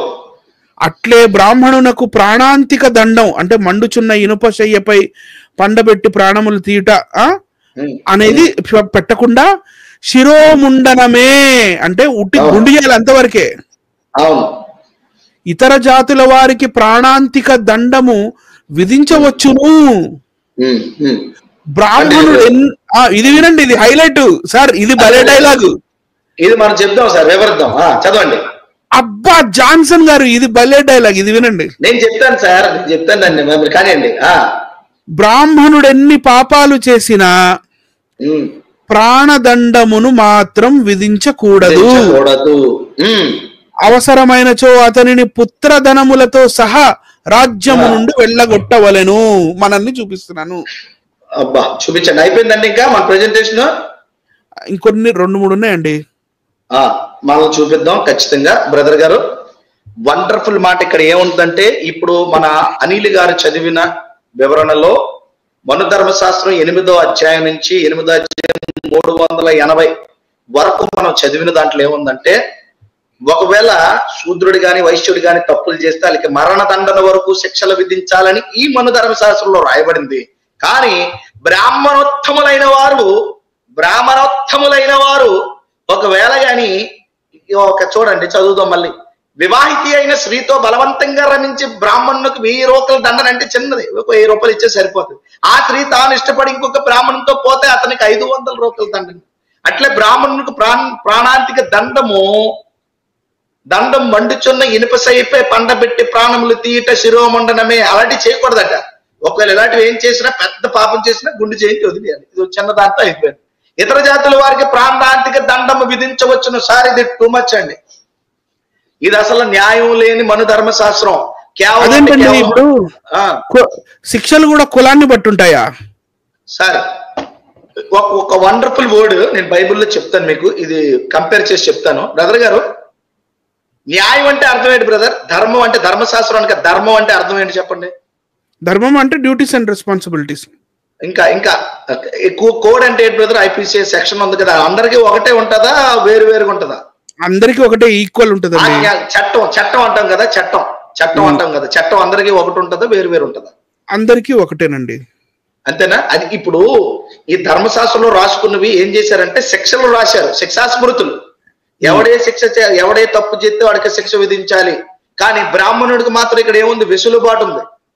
బ్రాహ్మణుడు ఏం తప్పు చేస్తే తప్పించుకొని వెళ్ళిపోవచ్చు. ఇతర జాతుల వారికి ప్రాణాంతిక దండము విధించవచ్చును. బ్రాహ్మణుడు ఎన్ని పాపాలు చేసిన, నోట్ దిస్ పాయింట్, బ్రాహ్మణుడు ఎన్ని పాపాలు చేసిన ప్రాణదండమును మాత్రం విధించకూడదు. అంటే ఎన్ని పాపాలు చేసినా మరణ శిక్ష అనేది బ్రాహ్మణుడికి ఉండకూడదంటే ఇది కేవలం బ్రాహ్మణుల పుస్తకంలాగా ఎదుటి వాడిని రుద్దేసి వాళ్ళ కింద తొక్కేసి పుస్తకంలాగా కనపట్లేదా? అవసరమైనచో అతనిని పుత్ర ధనములతో సహా రాజ్యం నుండి అంటే రాజ్య బహిష్కరణ చేయాలి, కానీ అంటే మరణ శిక్ష మాత్రం విధించకూడదు. మీ దగ్గర ఆ బైబిల్ ఉంటే బ్రదర్ ఒక మాట చదువుతాను. బ్రాహ్మణులు అంటే ఎవరు సార్? విద్వాంసులు కదా.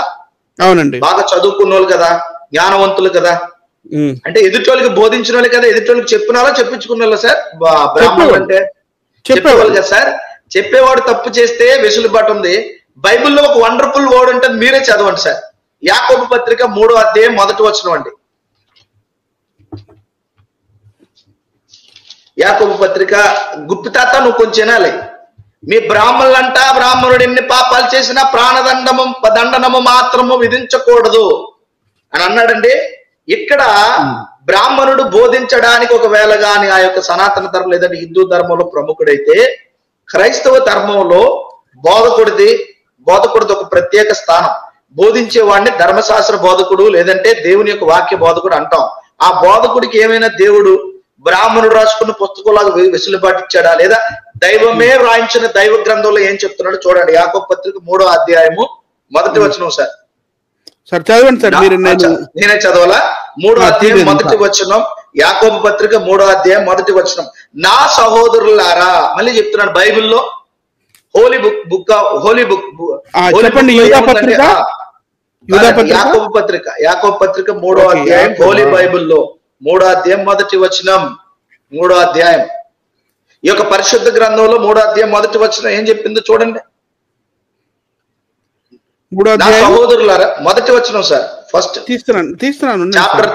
చాప్టర్ 3 ఫస్ట్ చదవండి.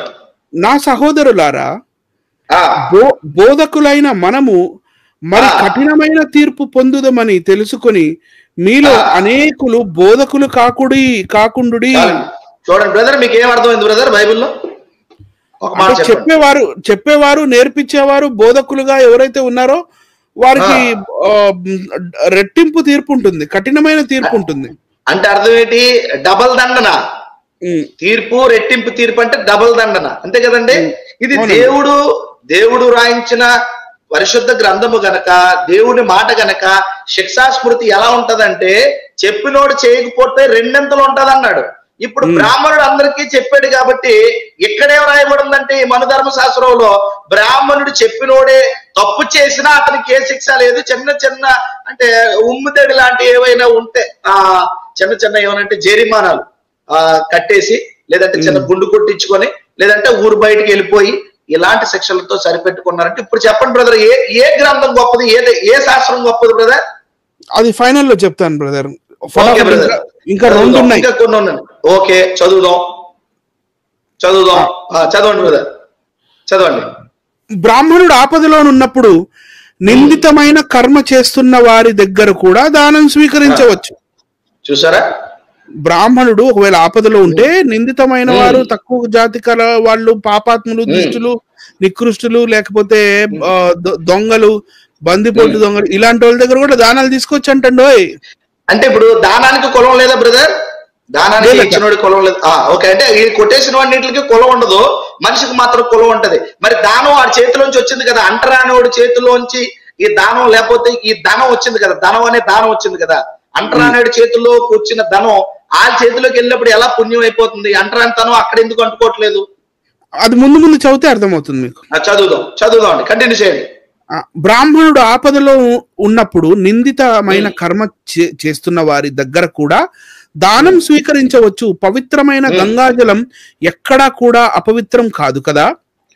పాపాత్ములకు వేదాధ్యయనం చేసిన వారిచే యాగం చేయించిన వారి దగ్గర దానం తీసుకున్న బ్రాహ్మణులకు దోషం అంటదు. వీళ్ళు ఎన్ని చేసినా అంటే మొత్తానికి వాళ్ళు ఏం చేసినా చెల్లిపోతుంది, అంతే కదా బ్రదర్? వారు ఏం చేసినా చెల్లుతుంది, వారు ఏం చేసినా అవుతుంది, వారు ఏం చేసినా నడుస్తుంది కానివ్వండి అని చెప్తున్నారండి. రైట్? బ్రాహ్మణుడు ఆకలితో అలమటించిపోతున్నప్పుడు శూద్రుని కంటే తక్కువ జాతి వాని ఇంట సైతము భోజనము చేయవచ్చును. అంటే వీళ్ళు వెళ్ళి వాళ్ళతో కలిసిపోవచ్చు కానీ వీళ్ళు మాత్రం వాళ్ళు కలవరు, అంతేనా? వీళ్ళు వెళ్ళి వాళ్ళ దగ్గర తినొచ్చు కానీ వీళ్ళు వెళ్ళి వాళ్ళ దగ్గర తినొచ్చు, వాళ్ళు మాత్రం వీళ్ళ ఇంటి దగ్గర కూడా రానివ్వరు. ఆకాశానికి బురద అంటనట్లు అతనికి పాపం అంటదు. పూర్వకాలంలో అజీగర్తుడనే ముని ఆకలితో తన కుమారుడైన సునస్సేపుని యజ్ఞ పశువుగా తానే అమ్మి యజ్ఞమున 100 గోవులు దొరుకుతాయన్న ఆశతో తనే అతనిని చంపుటకు పూనుకొనెను. ఆకలి వల్ల అతడు ఆ పాపాన్ని చేసినందువల్ల అతనికి ఆ పాపము అంటలేదు. అట్లే వామదేవ మహర్షి ఆకలితో బాధ నడుచు ధర్మాధర్మములు చూడక ప్రాణములు చించుకొనుటకు కుక్క మాంసమును సహితము తినగోరినా అతనికి పాపం అంటలేదు.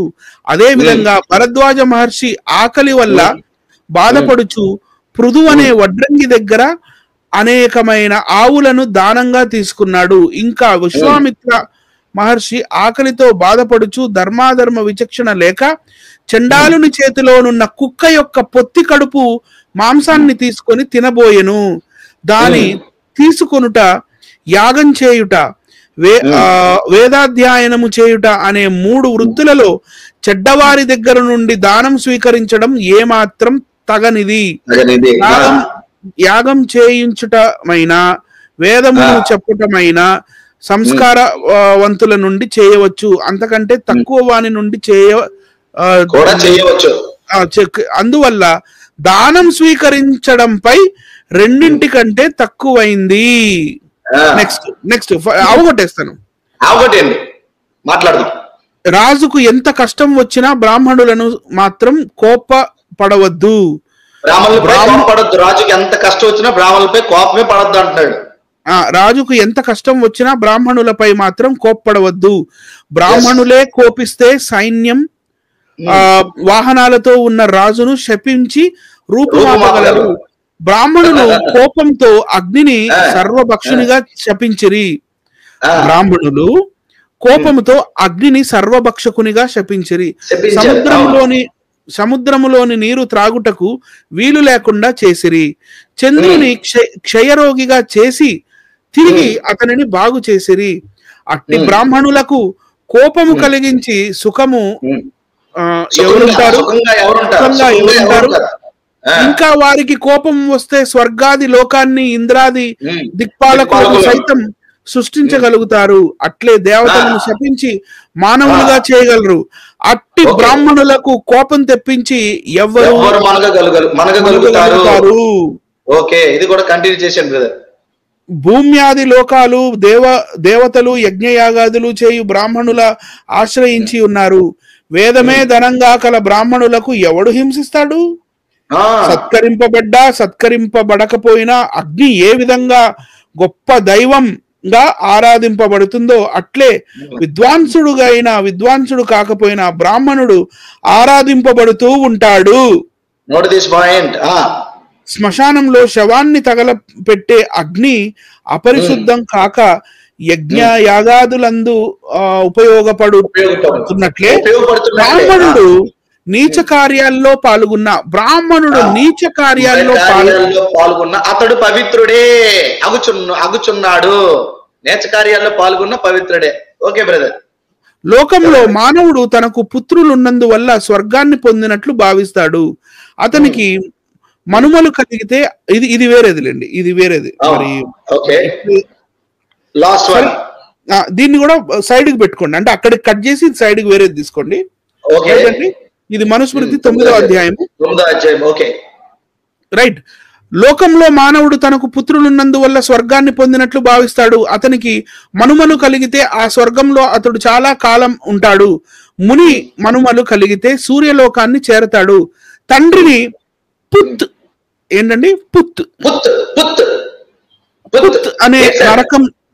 అనే నరకం నుండి, అంటే పున్నామ నరకం, పుత్ అనే నరకం నుండి రక్షిస్తాడు. కావున పుత్రుడని అతన్ని పిలిచినారు. అంటే పుత్రుడు అంటే పుత్తు నుంచి కాపాడేవాడంట. అందుకనే ఇందాక మరి స్త్రీని పెళ్లి చేసుకుంటే భార్య ఆడపిల్లల్నే కంటా ఉంటే ఆమెని వదిలేయచ్చు అని మనకి చెప్పారు. కాబట్టి రైట్ అండి, ఇక మనల్ని చూపిస్తాను సార్. మనల్ని చూపించాను బ్రదర్. ఇప్పుడు నేను ఇందులో నాకు ఏమర్థమైందంటే, మనం చెప్పిన ఈ యొక్క ప్రెజెంటేషన్ లో బ్రాహ్మణుడు ఏ తప్పు చేసినా తప్పు కాదు. బ్రాహ్మణుడు అనేవారు ఎవరైతే ఉంటారో యజ్ఞ యాగాదులు చేసినా, ఒకవేళ పాపాలు చేసినా, మంచి పనులు చేసినా, చెడ్డ పనులు చేసినా, మరి ఆయన బ్రాహ్మణుడు కాకుండా పోడు, గొప్పవాడు కాకుండా పోడు. అలాగని మీరు తప్పు పట్టడానికి లేదు. తప్పు చేసినా తప్పించుకోవడానికి అవకాశం ఇవ్వాలి కానీ తప్పని మీరు చెప్పకూడదు అని మొదట మనకు చెప్పారు. బ్రాహ్మణుడు నీచ కార్యాల్లో పాల్గొన్న అతడు పవిత్రుడే. అంటే ఎన్ని పాపాలు చేసినా అతను పవిత్రుడిగానే అగపడుచున్నాడు. ఎంతకీ ఎవరికి అగపడుచున్నాడు బ్రదర్? పవిత్రుడిగా ఎవరికి అగపడుచున్నాడు? దేవుళ్ళకా లేకపోతే వాళ్ళ మనుషులుగా? వాళ్ళే సార్. వాళ్ళకు వాళ్ళే. అంటే చేసిన తప్పు. ఇప్పుడు నేను అద్దంలో నన్ను ఎవడో ఒకవేళ తప్పు చేసిన ఎవడైనా తూతూ అని ఉమ్మేసుకున్నా, తుడిచేసుకొని అద్దం దగ్గరికి వెళ్ళాను అనుకో, నాకు నేనే బాగా కనపడతాను. అంతే కదండి.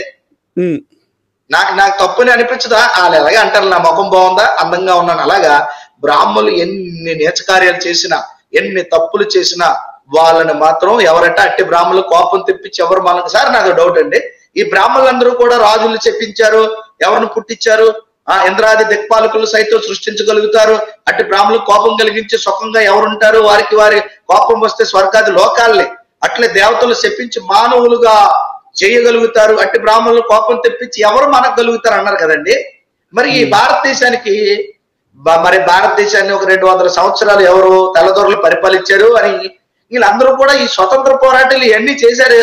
అసలు నాకైతే ఈ బ్రాహ్మణులందరూ వెళ్ళి కమాండ్లో పట్టుకొని ఇలా చెప్పిస్తే వాళ్ళు ఊరాలు పారిపోను కదా, కుక్కగాను కోతుగాను మారిపోను కదా. 200 సంవత్సరాలు ఏం చేస్తున్నారంటే వీళ్ళు? మన ధర్మశాస్త్రాలు చేతిలో ఉంది, పవరాలు చేతిలో ఉంది, వాళ్ళ దగ్గర మంత్రాలు ఉన్నాయి. మనుషులు కూడా దేవతలు చెప్పించి మనుషులు చేసేస్తారట. మనుషులు చెప్పించి ఆ కోతులు గాను కుక్కలు గాను. మరి వచ్చిన బ్రిటిషర్స్ అందరినీ వీళ్ళు ఎందుకు సార్ చెప్పించలేదు? ఎందుకు ఏమో చెప్పించలేదు? ఏదో మర్చిపోయినట్టున్నారండి కమండలం. మర్చిపోయారా? అంటే మంత్రం మర్చిపోయారు. నేను అంటే అలాగే డౌట్ నాకు, మంత్రం మర్చిపోయారా కమండలం మర్చిపోయారా? కమండలం ఇంటి దగ్గర పెట్టుకొని మర్చిపోయి ఉంటారు సార్. ఆహా, అంతేనా? అంటే మంత్రం కమండలం మర్చిపోయారా? ఓం బుస్ అని ఇట్లా కొడతానికి అంటే అలా కొట్టాను, మర్చిపోయా. మంత్రం మర్చిపోయారా కమండలం మర్చిపోయారా? కరెక్టే చెప్పాలి. ఇట్లా కమండలం మంత్రం రెండు మర్చిపోయారా? ఏమో ఆ టయానికి మంత్రం గుర్తు రాలేదో కమండలం మర్చిపోయారో లేదా. 200 సంవత్సరాలు ఏడ్ చేస్తున్నారు సార్ ఈ బ్రాహ్మణులందరూ, ఈ బ్రిటిష్ వాళ్ళు చెప్పించకుండా. కమండలం ఎత్తుక్కుంటున్నారు సార్. ఎత్తుక్కుంటున్నారు. Very good, very good. అంటే మరి అంతమంది బ్రాహ్మణుల దగ్గర ఒకే కమండలం ఉందంటారా? అంటే ఎవడు దాడుకుంటది అంటే ఎవరు దాడుకుంటే అన్ని పోగొట్టుకున్నారా, లేకపోతే ఒకదానికోసం ఎతుకుతున్నారా? అర్థమైందా ప్రజలారా? ఎవరిని రోజులు చేస్తారు? మళ్ళీ చదువుతాను చూడండి. రాజుకి ఎంత కష్టం వచ్చినా బ్రాహ్మణులపై మాత్రం కోప్పడవద్దు అంటే అన్ని వాళ్ళకి డిఫెన్స్ చేసుకొని చక్కగా చెక్ పెట్టుకుంటున్నారు. బ్రాహ్మణులే కోపిస్తే సైన్యం వాహనాలతో ఉన్న రాజును శపించి రూపుమాపగలరు. అంటే రాజులు యుద్ధానికి వెళ్ళక్కర్లేదు అని అన్నాడంటే మొత్తం భస్మం అయిపోతారు. అర్థమైందండి? మనకి నిజంగా తెలియక మన పిచ్చోలు మొదటి ప్రపంచ యుద్ధం, రెండో ప్రపంచ యుద్ధం చేసి మన ఇండియన్ ఆర్మీని ఎంత తయారు చేసి మూడో ప్రపంచ యుద్ధం రాకుండా ఉండాలి, పై దేశం వాళ్ళు మన దగ్గర రాకుండా ఆర్మీని తయారు చేస్తారు. నిజంగా మన వాళ్ళు నిజంగా ఈ బ్రాహ్మణులు అడిగితే కమాండ్లు ఇచ్చుంటే మంత్రంతో పక్క పాకిస్తాన్ వాడు చూసి అన్నారంటే ఎప్పుడో అయిపోయింది. ఎందుకు సార్ మన వాళ్ళు ట్రై చేయట్లేదు? లేకపోతే ఇక్కడ నుంచి ఒక లింగం విసిరేస్తే అయిపోయింది. అయిపోయింది కదా. బాంబు వెళ్ళినట్టు వెళ్ళిపోయేవన్నీ కాదు. మొన్న నాకు చిన్న డౌట్ వచ్చిందండి. మన వాళ్ళందరూ ఇప్పుడు ఈ మధ్యకాలంలోని మన వాళ్ళు వెపన్స్ తయారు చేస్తే మన స్కట్స్ కి, విమానాలకి, యుద్ధ విమానాలకి ఎన్నిటికి బొట్లు పెడుతున్నారు సార్, పూజలు చేస్తున్నారు. అవేళ యుద్ధం చేయడం ఎందుకు సార్? అందులో ఒక బ్రాహ్మణుని ఎక్కించాడంటే పైనుంచి స్కట్స్ అవసరం లేదు, కమండలు ఇచ్చి ఒక మంత్రం చేసి కింద ఇలా జల్లుకోండి విమానం నుంచి, మొత్తం భస్మం అయిపోతుంది కదా. మొత్తం భస్మం అయిపోదా? ఎయిర్ ఫోర్స్ లో మీరు ఉన్నారు, ఎంత హైట్ వెళ్ళి అక్కడి నుంచి ఇలా అన్నాడంటే నీళ్ళేసాడు అనుకోండి, అందరూ స్కట్స్ వేస్తున్నారు. కానీ మరి ఏంటి సార్ ఈ లాజిక్ ని ఎలా మిస్ అయ్యారు మన వాళ్ళు? అసలు ఎలా మిస్ అయ్యారు సార్? ఇది నాకు అర్థం కావట్లేదు. ఏడు చేస్తాం సార్, పాపం కమండలం దొరకలేదు టయానికి. బ్రాహ్మణుల కోపంతో అగ్ని సర్వభక్షకునిగా చెప్పించారు, అగ్నిని చెప్పించారు. మరి అగ్నిని చెప్పించిన వాళ్ళు అవతల దేశంలో వీళ్ళే చెప్పించి అగ్నిని ఎందుకు కురిపించలేకపోతున్నారు? ఈ స్కట్స్ ఎందుకు, ఈ వారి హెడ్స్ ఎందుకు? అంతే కదా సార్, మనకి స్కట్స్ ఎందుకు, వారి హెడ్స్ ఎందుకు? దానికి ఒక ఏంటంటారు పెద్ద ఆర్మీ ఎందుకు? దానికి ఒక పెద్ద వెనకాల నెట్వర్క్ ఎందుకు? ఎంతమంది పనులు ఎందుకు? ఎంతమంది ఆర్మీ అని చెప్పుకోవడం ఎందుకు సార్? మనకు స్కట్స్ అవసరం లేదు, వారి హెడ్స్ అవసరం లేదు. అగ్నిని చెప్పించిన గొప్ప బ్రాహ్మణులు మన దేశంలో ఉన్నారు. అంతేనా కదా? బాగు చేసినారు. అంతేనా? సముద్రంలో నీరు తాగుటకు వీలు లేకుండా చేసిరి అంటే ఉప్పు చేశారు వీళ్ళనా? అవునా? ఉప్పు కూడా వీళ్ళే చేశారు చూడండి. ఇప్పుడు సముద్రంలో నీళ్ళన్నీ ఉప్పుగా ఉన్నాయంటే గల కారణం ఏంటంటే బ్రాహ్మణులు కమండలం తీసుకొని ఫట్ అనగానే అవి ఉప్పుగా అయిపోయింది. అప్పుడు చూడండి, చంద్రుడిని క్షయరోగిగా చేసి తిరిగి అతన్ని బాగు చేసినారంటే ఇది 15 రోజులు అంటే ఇది వచ్చింది కదా, ఇది కూడా అలా చేశారండి బ్రదర్. ఏదండి ఇప్పుడు ఏదంటారు అది పొన్నమిని ఇప్పుడు శుక్లపక్షం కృష్ణపక్షం అవునండి. చంద్రుడికి ఇది వచ్చింది కూడా బ్రాహ్మణుడి శాపం వల్లేనట. ఓహో, వెరీ గుడ్, సూపర్. అంటే శుక్లపక్షం కృష్ణపక్షాన్ని తెచ్చిందంటే 15 రోజులు నిండు చందమామగా, ఆ తర్వాత క్షీణించే పోయేవాడిగా చేసింది ఎవరంటే బ్రాహ్మణులకు. చూడండి బాబు, ఈ మనుధర్మశాస్త్రంలో రాయన నిజాలు, సత్యాలు, వాస్తవాలు. అట్టి బ్రాహ్మణులకు కోపము కలిగించే సుఖంగా ఎవడుంటాడు బ్రదర్ అని మనల్ని అడుగుతున్నాడు క్వశ్చన్. ఎవడుంటాడు? మరి ఇన్ని నిజాలు మనం బయట పెడుతున్నాం కదా, రేపు పొద్దున్న మనల్ని శక్తిచ్చేస్తే మన పరిస్థితి ఏం బ్రదర్? మిమ్మల్ని, నన్ను, జాన్ కోయ గారిని. కమండలం దొరకకపోతే బాగుండని నేను ప్రార్థన చేసుకుంటాను సార్. అంతేనా? ఇంకా వారికి కోపం వస్తే స్వర్గాది లోకాల్ని, ఇంద్రాది దిక్పాలకులు సైతం, స్వర్గాల లోకాల్ని, దిక్పాలకుల్ని అందరినీ సృష్టించేస్తారట. చెప్పించిన తర్వాత ముందు సృష్టిస్తాం అంటున్నారండి. అంటే ఏమంటారు? డిస్ట్రాయిడ్ చేయగలరు, ఇంకేం చేస్తారు? క్రియేట్ చేసేస్తారు, డిస్ట్రాయిడ్ చేస్తారు, క్రియేషన్ చేస్తారట, సృష్టించగలుగుతారు. అట్లే దేవతలను చెప్పించి మానవులుగా కూడా మార్చేస్తారు బ్రదర్. కానీ 200 సంవత్సరాలు మాత్రం 200 సంవత్సరాలు ఈ దేశాన్ని పరిపాలించిన బ్రిటిష్ వాళ్ళు మాత్రం చెప్పించి వాళ్ళు పంపించలేకపోయారు వెనక్కి. లాస్ట్ చదివాను బ్రదర్, ముగిద్దాం. ఇంకేమైనా చెప్పమంటారు? ఎన్నెన్ని చెప్పమంటారు? ఇంకా మిగిలిన మాటలు మనం ముగిస్తూ చెప్దాం బ్రదర్ వీరికి. బ్రాహ్మణుడు ఆపదలో ఉన్నప్పుడంట మరి అప్పుడు ఎలాంటి నీచమైన జాతికి చెందినవాడు ఏంటి అనేది చూసే అవసరం లేదంట. శుభ్రంగా ఇక మెక్కేయచ్చు అంటండి. అంతేనా? తిండి తినేవచ్చు, అంతేకాని అంటే తప్పుగా అనుకోవద్దు. మనం చెప్పొచ్చు, ఇప్పుడు కంచం పంచుకోవచ్చు ఎవరితోనైనా, మంచం కూడా పంచుకోవచ్చు. అంతేనా బ్రదర్? అంతేనా? మంచాన్ని ఎవరితో పంచుకున్నా బ్రాహ్మణుడికైతే పాపము లేదు, పాపము రాదు. కానీ వేరే వారు ఎవరైనా ఈ గొప్ప కులంలో ఉన్న బ్రాహ్మణులతో గాని ఒకవేళ మంచం పంచుకుంటే మాత్రం వాడి లింగం కోసేయాలి, వాడికి ప్రాణం తీసేయాలి. ఇదెక్కడ ధర్మం సార్? ఇదెక్కడ వివక్ష అండి? ఇదెక్కడ మనుధర్మ శాస్త్రం సార్? ఎంత దారుణంగా ఉంది. స్త్రీ వివక్ష, కుల వివక్ష, అంతేనా? అంతేనే కదా, జాతి వివక్ష, బాల్య వివాహాలు, మూఢనమ్మకాలు. అవునా? అంటే ఇక్కడ టోటల్ గా అన్ని విభజించు పాలించు, ఐక్యత లేదు, స్త్రీని వ్యతిరేకంగా చూశారు. జాతి వివక్ష, కుల వివక్ష ఇవన్నీ ఉన్నాయి. బ్రదర్, నేను బైబిల్లో ఒక wonderful, if you don't mind permission ఇస్తే ఒక మంచి వచనం చదువుతాను. ఓకే అండి. గలతీ పత్రిక 3rd చాప్టర్ బ్రదర్. ఇది కూడా 27 బ్రదర్, 27 ఉంటదండి. 26 నుంచి 26, 27, 28 ఉంటదండి. చదవండి ఖచ్చితంగా. 26, 27, 28 బ్రదర్. యేసుక్రీస్తునందు మీరందరూ విశ్వాసము వలన దేవుని కుమారులై ఉన్నారు. విశ్వాసము వలన అందరూ సమానం అంటున్నారు. దేవుడి పిల్లలు మీరు, కానీ సూత్రులు దేవుడి పిల్లలని ఎక్కడ అనలేదు. క్రీస్తులోనికి బాప్తిస్మము పొందిన మీరందరూ క్రీస్తును ధరించుకొని ఉన్నారు. ఇందులో యూదుడని గ్రీసు దేశస్థుడని లేదు, దాసుడని స్వతంత్రుడని లేదు, పురుషుడని స్త్రీ అని లేదు, యేసుక్రీస్తునందు మీ అందరూ ఏకముగా ఉన్నారు. సార్ చెప్పండి సార్, ఈ వచనం ఎంత వాల్యుబుల్ వర్డ్ చెప్పండి నాకు. మీరందరూ విశ్వాసం మూలన దేవుని కుమారులే, మీరందరూ దేవుని పిల్లలు. అంటే బ్రహ్మకు మాత్రం పిల్లలు ఎవరంటే మకో నుంచి పుట్టిన బ్రాహ్మణులే. మిగతా వాళ్ళందరూ కూడా ఎవరండి? ఇదిగోండి, ఎంత వండర్ఫుల్ పుస్తకం అండి. వన్ అండ్ ఓన్లీ బైబిల్ చూడండి, వన్ అండ్ ఓన్లీ బైబిల్, పరిశుద్ధ గ్రంథం. ఎంత గొప్ప పుస్తకం. మీరందరూ కూడా దేవుని పిల్లలని మనం అంటే, మీరు ఎవరు చండాలని ఇలా అంటున్నారు, మణిధర్మ శాస్త్రం అంటుంది. అంటరానులు మీరు అంటున్నారు, అంటరానులని మా మణిధర్మ శాస్త్రం అంటుంది. మీరు ఎవరంటే పాదాల నుంచి పుట్టారంటే దేవుడికి. అలా చెప్పలేదు బైబిల్. మీరు అందరూ కూడా దేవుని పిల్లలై విశ్వాస మూలంగా ఉన్నారు. క్రీస్తులోనికి బాప్తీసం పొందిన మీరు అందరూ దేవుణ్ణి ధరించుకొని ఉన్నారు, క్రీస్తుని ధరించుకొని ఉన్నారు. కానీ బ్రాహ్మణులు అంటారు మాకే దేవుడు, మేము ధరించుకొని ఉన్నాం, మేము గొప్పవారం అని. అలాంటే బైబిల్ అంటే వండర్ఫుల్ పుస్తకం కదండి. ఇప్పుడు చెప్పండి, అస్పృశ్యత, అజ్ఞానాన్ని పూర్తిగా రూపుమాపిన ఏకైక పుస్తకం ఏదైనా ఉంటే one and only Holi Bible. సత్యాన్ని అసత్యంగా, అసత్యాన్ని సత్యంగా ప్రకటిస్తున్న వారిని వ్యూవర్స్, మీరు హిందూ అయినా సరే, ముస్లిం అయినా సరే, క్రిస్టియన్ అయినా సరే, లేకపోతే ఎవరైనా సరే, first of all we are all brothers and sisters, right?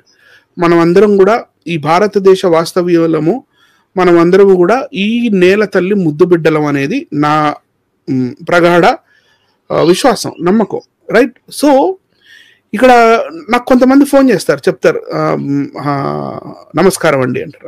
Okay sir, నమస్కారం సార్, నేను హిందూనండి అని చెప్తారు. నేను అడగలేదు కదండి, మామూలుగా మాట్లాడండి, పర్వాలేదు, నేనేం మీ శత్రువుని కాదు, చెప్పండి అని. సో ఇలా చక్కగా మాట్లాడే వాళ్ళు ఉంటారు, వాళ్ళ విషయాలని పంచుకున్న వాళ్ళు ఉంటారు, లేదా అవునండి మీరు చెప్తున్నది కరెక్టే అని యాక్సెప్ట్ చేసిన వాళ్ళు ఉన్నారు. యాక్సెప్ట్ చేయలేక బూతు మాటలు మాట్లాడే వాళ్ళతో నేను పెద్దగా డిస్కషన్ ఏం పెట్టాను, I just cut the call, right? ఇక్కడ మతము, కులము, లేకపోతే జాతి ఇవన్నీ పక్కన పెట్టండి. నేనేమంటున్నానంటే ఈక్వాలిటీ అనేది మరి దైవ గ్రంథం ఏదైతే ఉందో ఆ దైవ గ్రంథంలోనే మనకు దొరుకుతుంది. ఈ ప్రపంచంలో ఉన్న ఒకే ఒక్క దైవ గ్రంథం, అది బైబిల్ గ్రంథం. బైబిల్ గ్రంథం మాత్రమే ఈక్వాలిటీ గురించి చెప్పింది, రైట్?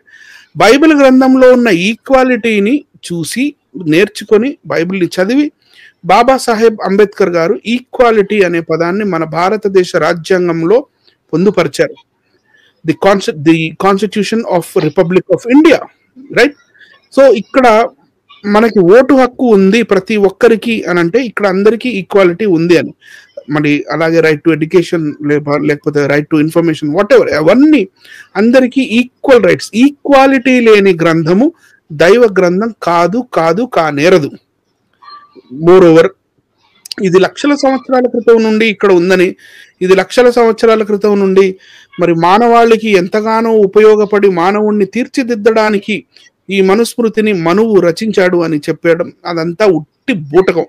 కాబట్టి ఇలాంటి మత పిచ్చితో మత జాడ్యముతో ఉన్న మదన్ గుప్తా గారు లాంటి వారిని ఖండించటం ఎంతగానో అవసరం. అండి. సో ఈ వీడియోని వీక్షించిన వీక్షకులందరూ కూడా మేము చెప్పాల్సినది చెప్పాము, చూపించాల్సినది చూపించాము, చదవాల్సినది చదివాం. మనుస్మృతిలో ఇప్పుడు మేము ఓన్లీ 10% కాదు 5% మాత్రమే చదివాం. ఇంకా మొత్తం టెక్స్ట్ అంతా మేము వీడియోలో చదువుతూ కూర్చోలేం. కాబట్టి ఓన్లీ ఇంపార్టెంట్ పాయింట్స్ తీసుకోవడం జరిగింది. ఆ ఇంపార్టెంట్ పాయింట్స్ లోనే ఇంత రచ్చ రభస ఉంటే మరి ఇంకా వేరే వేరే ప్రదేశాల్లో ఇంకా ఏమేమి ఉన్నాయో you can understand, right? So Manusmriti అనేది మన భారతదేశానికి అత్యంత ప్రమాదకరమైన గ్రంథము. అందుకనే బాబాసాహెబ్ అంబేద్కర్ గారు దీన్ని కాల్చివేశారు. సో మనుస్మృతిని వీళ్ళు ఈ రోజు ప్రమోట్ చేస్తున్నారు మళ్ళీ అని అంటే మన భారతదేశ రాజ్యాంగంలో ఉన్న ఈక్వాలిటీని తొక్కేస్తూ, ఈక్వాలిటీని మరి సన్నగిల్లింపజేస్తూ, ఈక్వాలిటీని తీసేసి మళ్ళీ మన భారతదేశంలో ఆధిక్యత అంటే పెద్ద కులాల వాళ్ళ ఆధిక్యతని తీసుకొని రావాలి, మరి తక్కువ కులాల వాళ్ళని తొక్కివేయాలి అనే ఆ మనుభావజాలంతో ఈ రాజ్యాంగాన్ని మన రాజ్యాంగాన్ని రద్దు చేసి మను ధర్మశాస్త్రాన్ని తీసుకురావాలి అన్నది మనువాదుల మెయిన్ ఎజెండా. దీనికి మనం 100% అగెయిన్స్ట్ గానే ఉండాలి.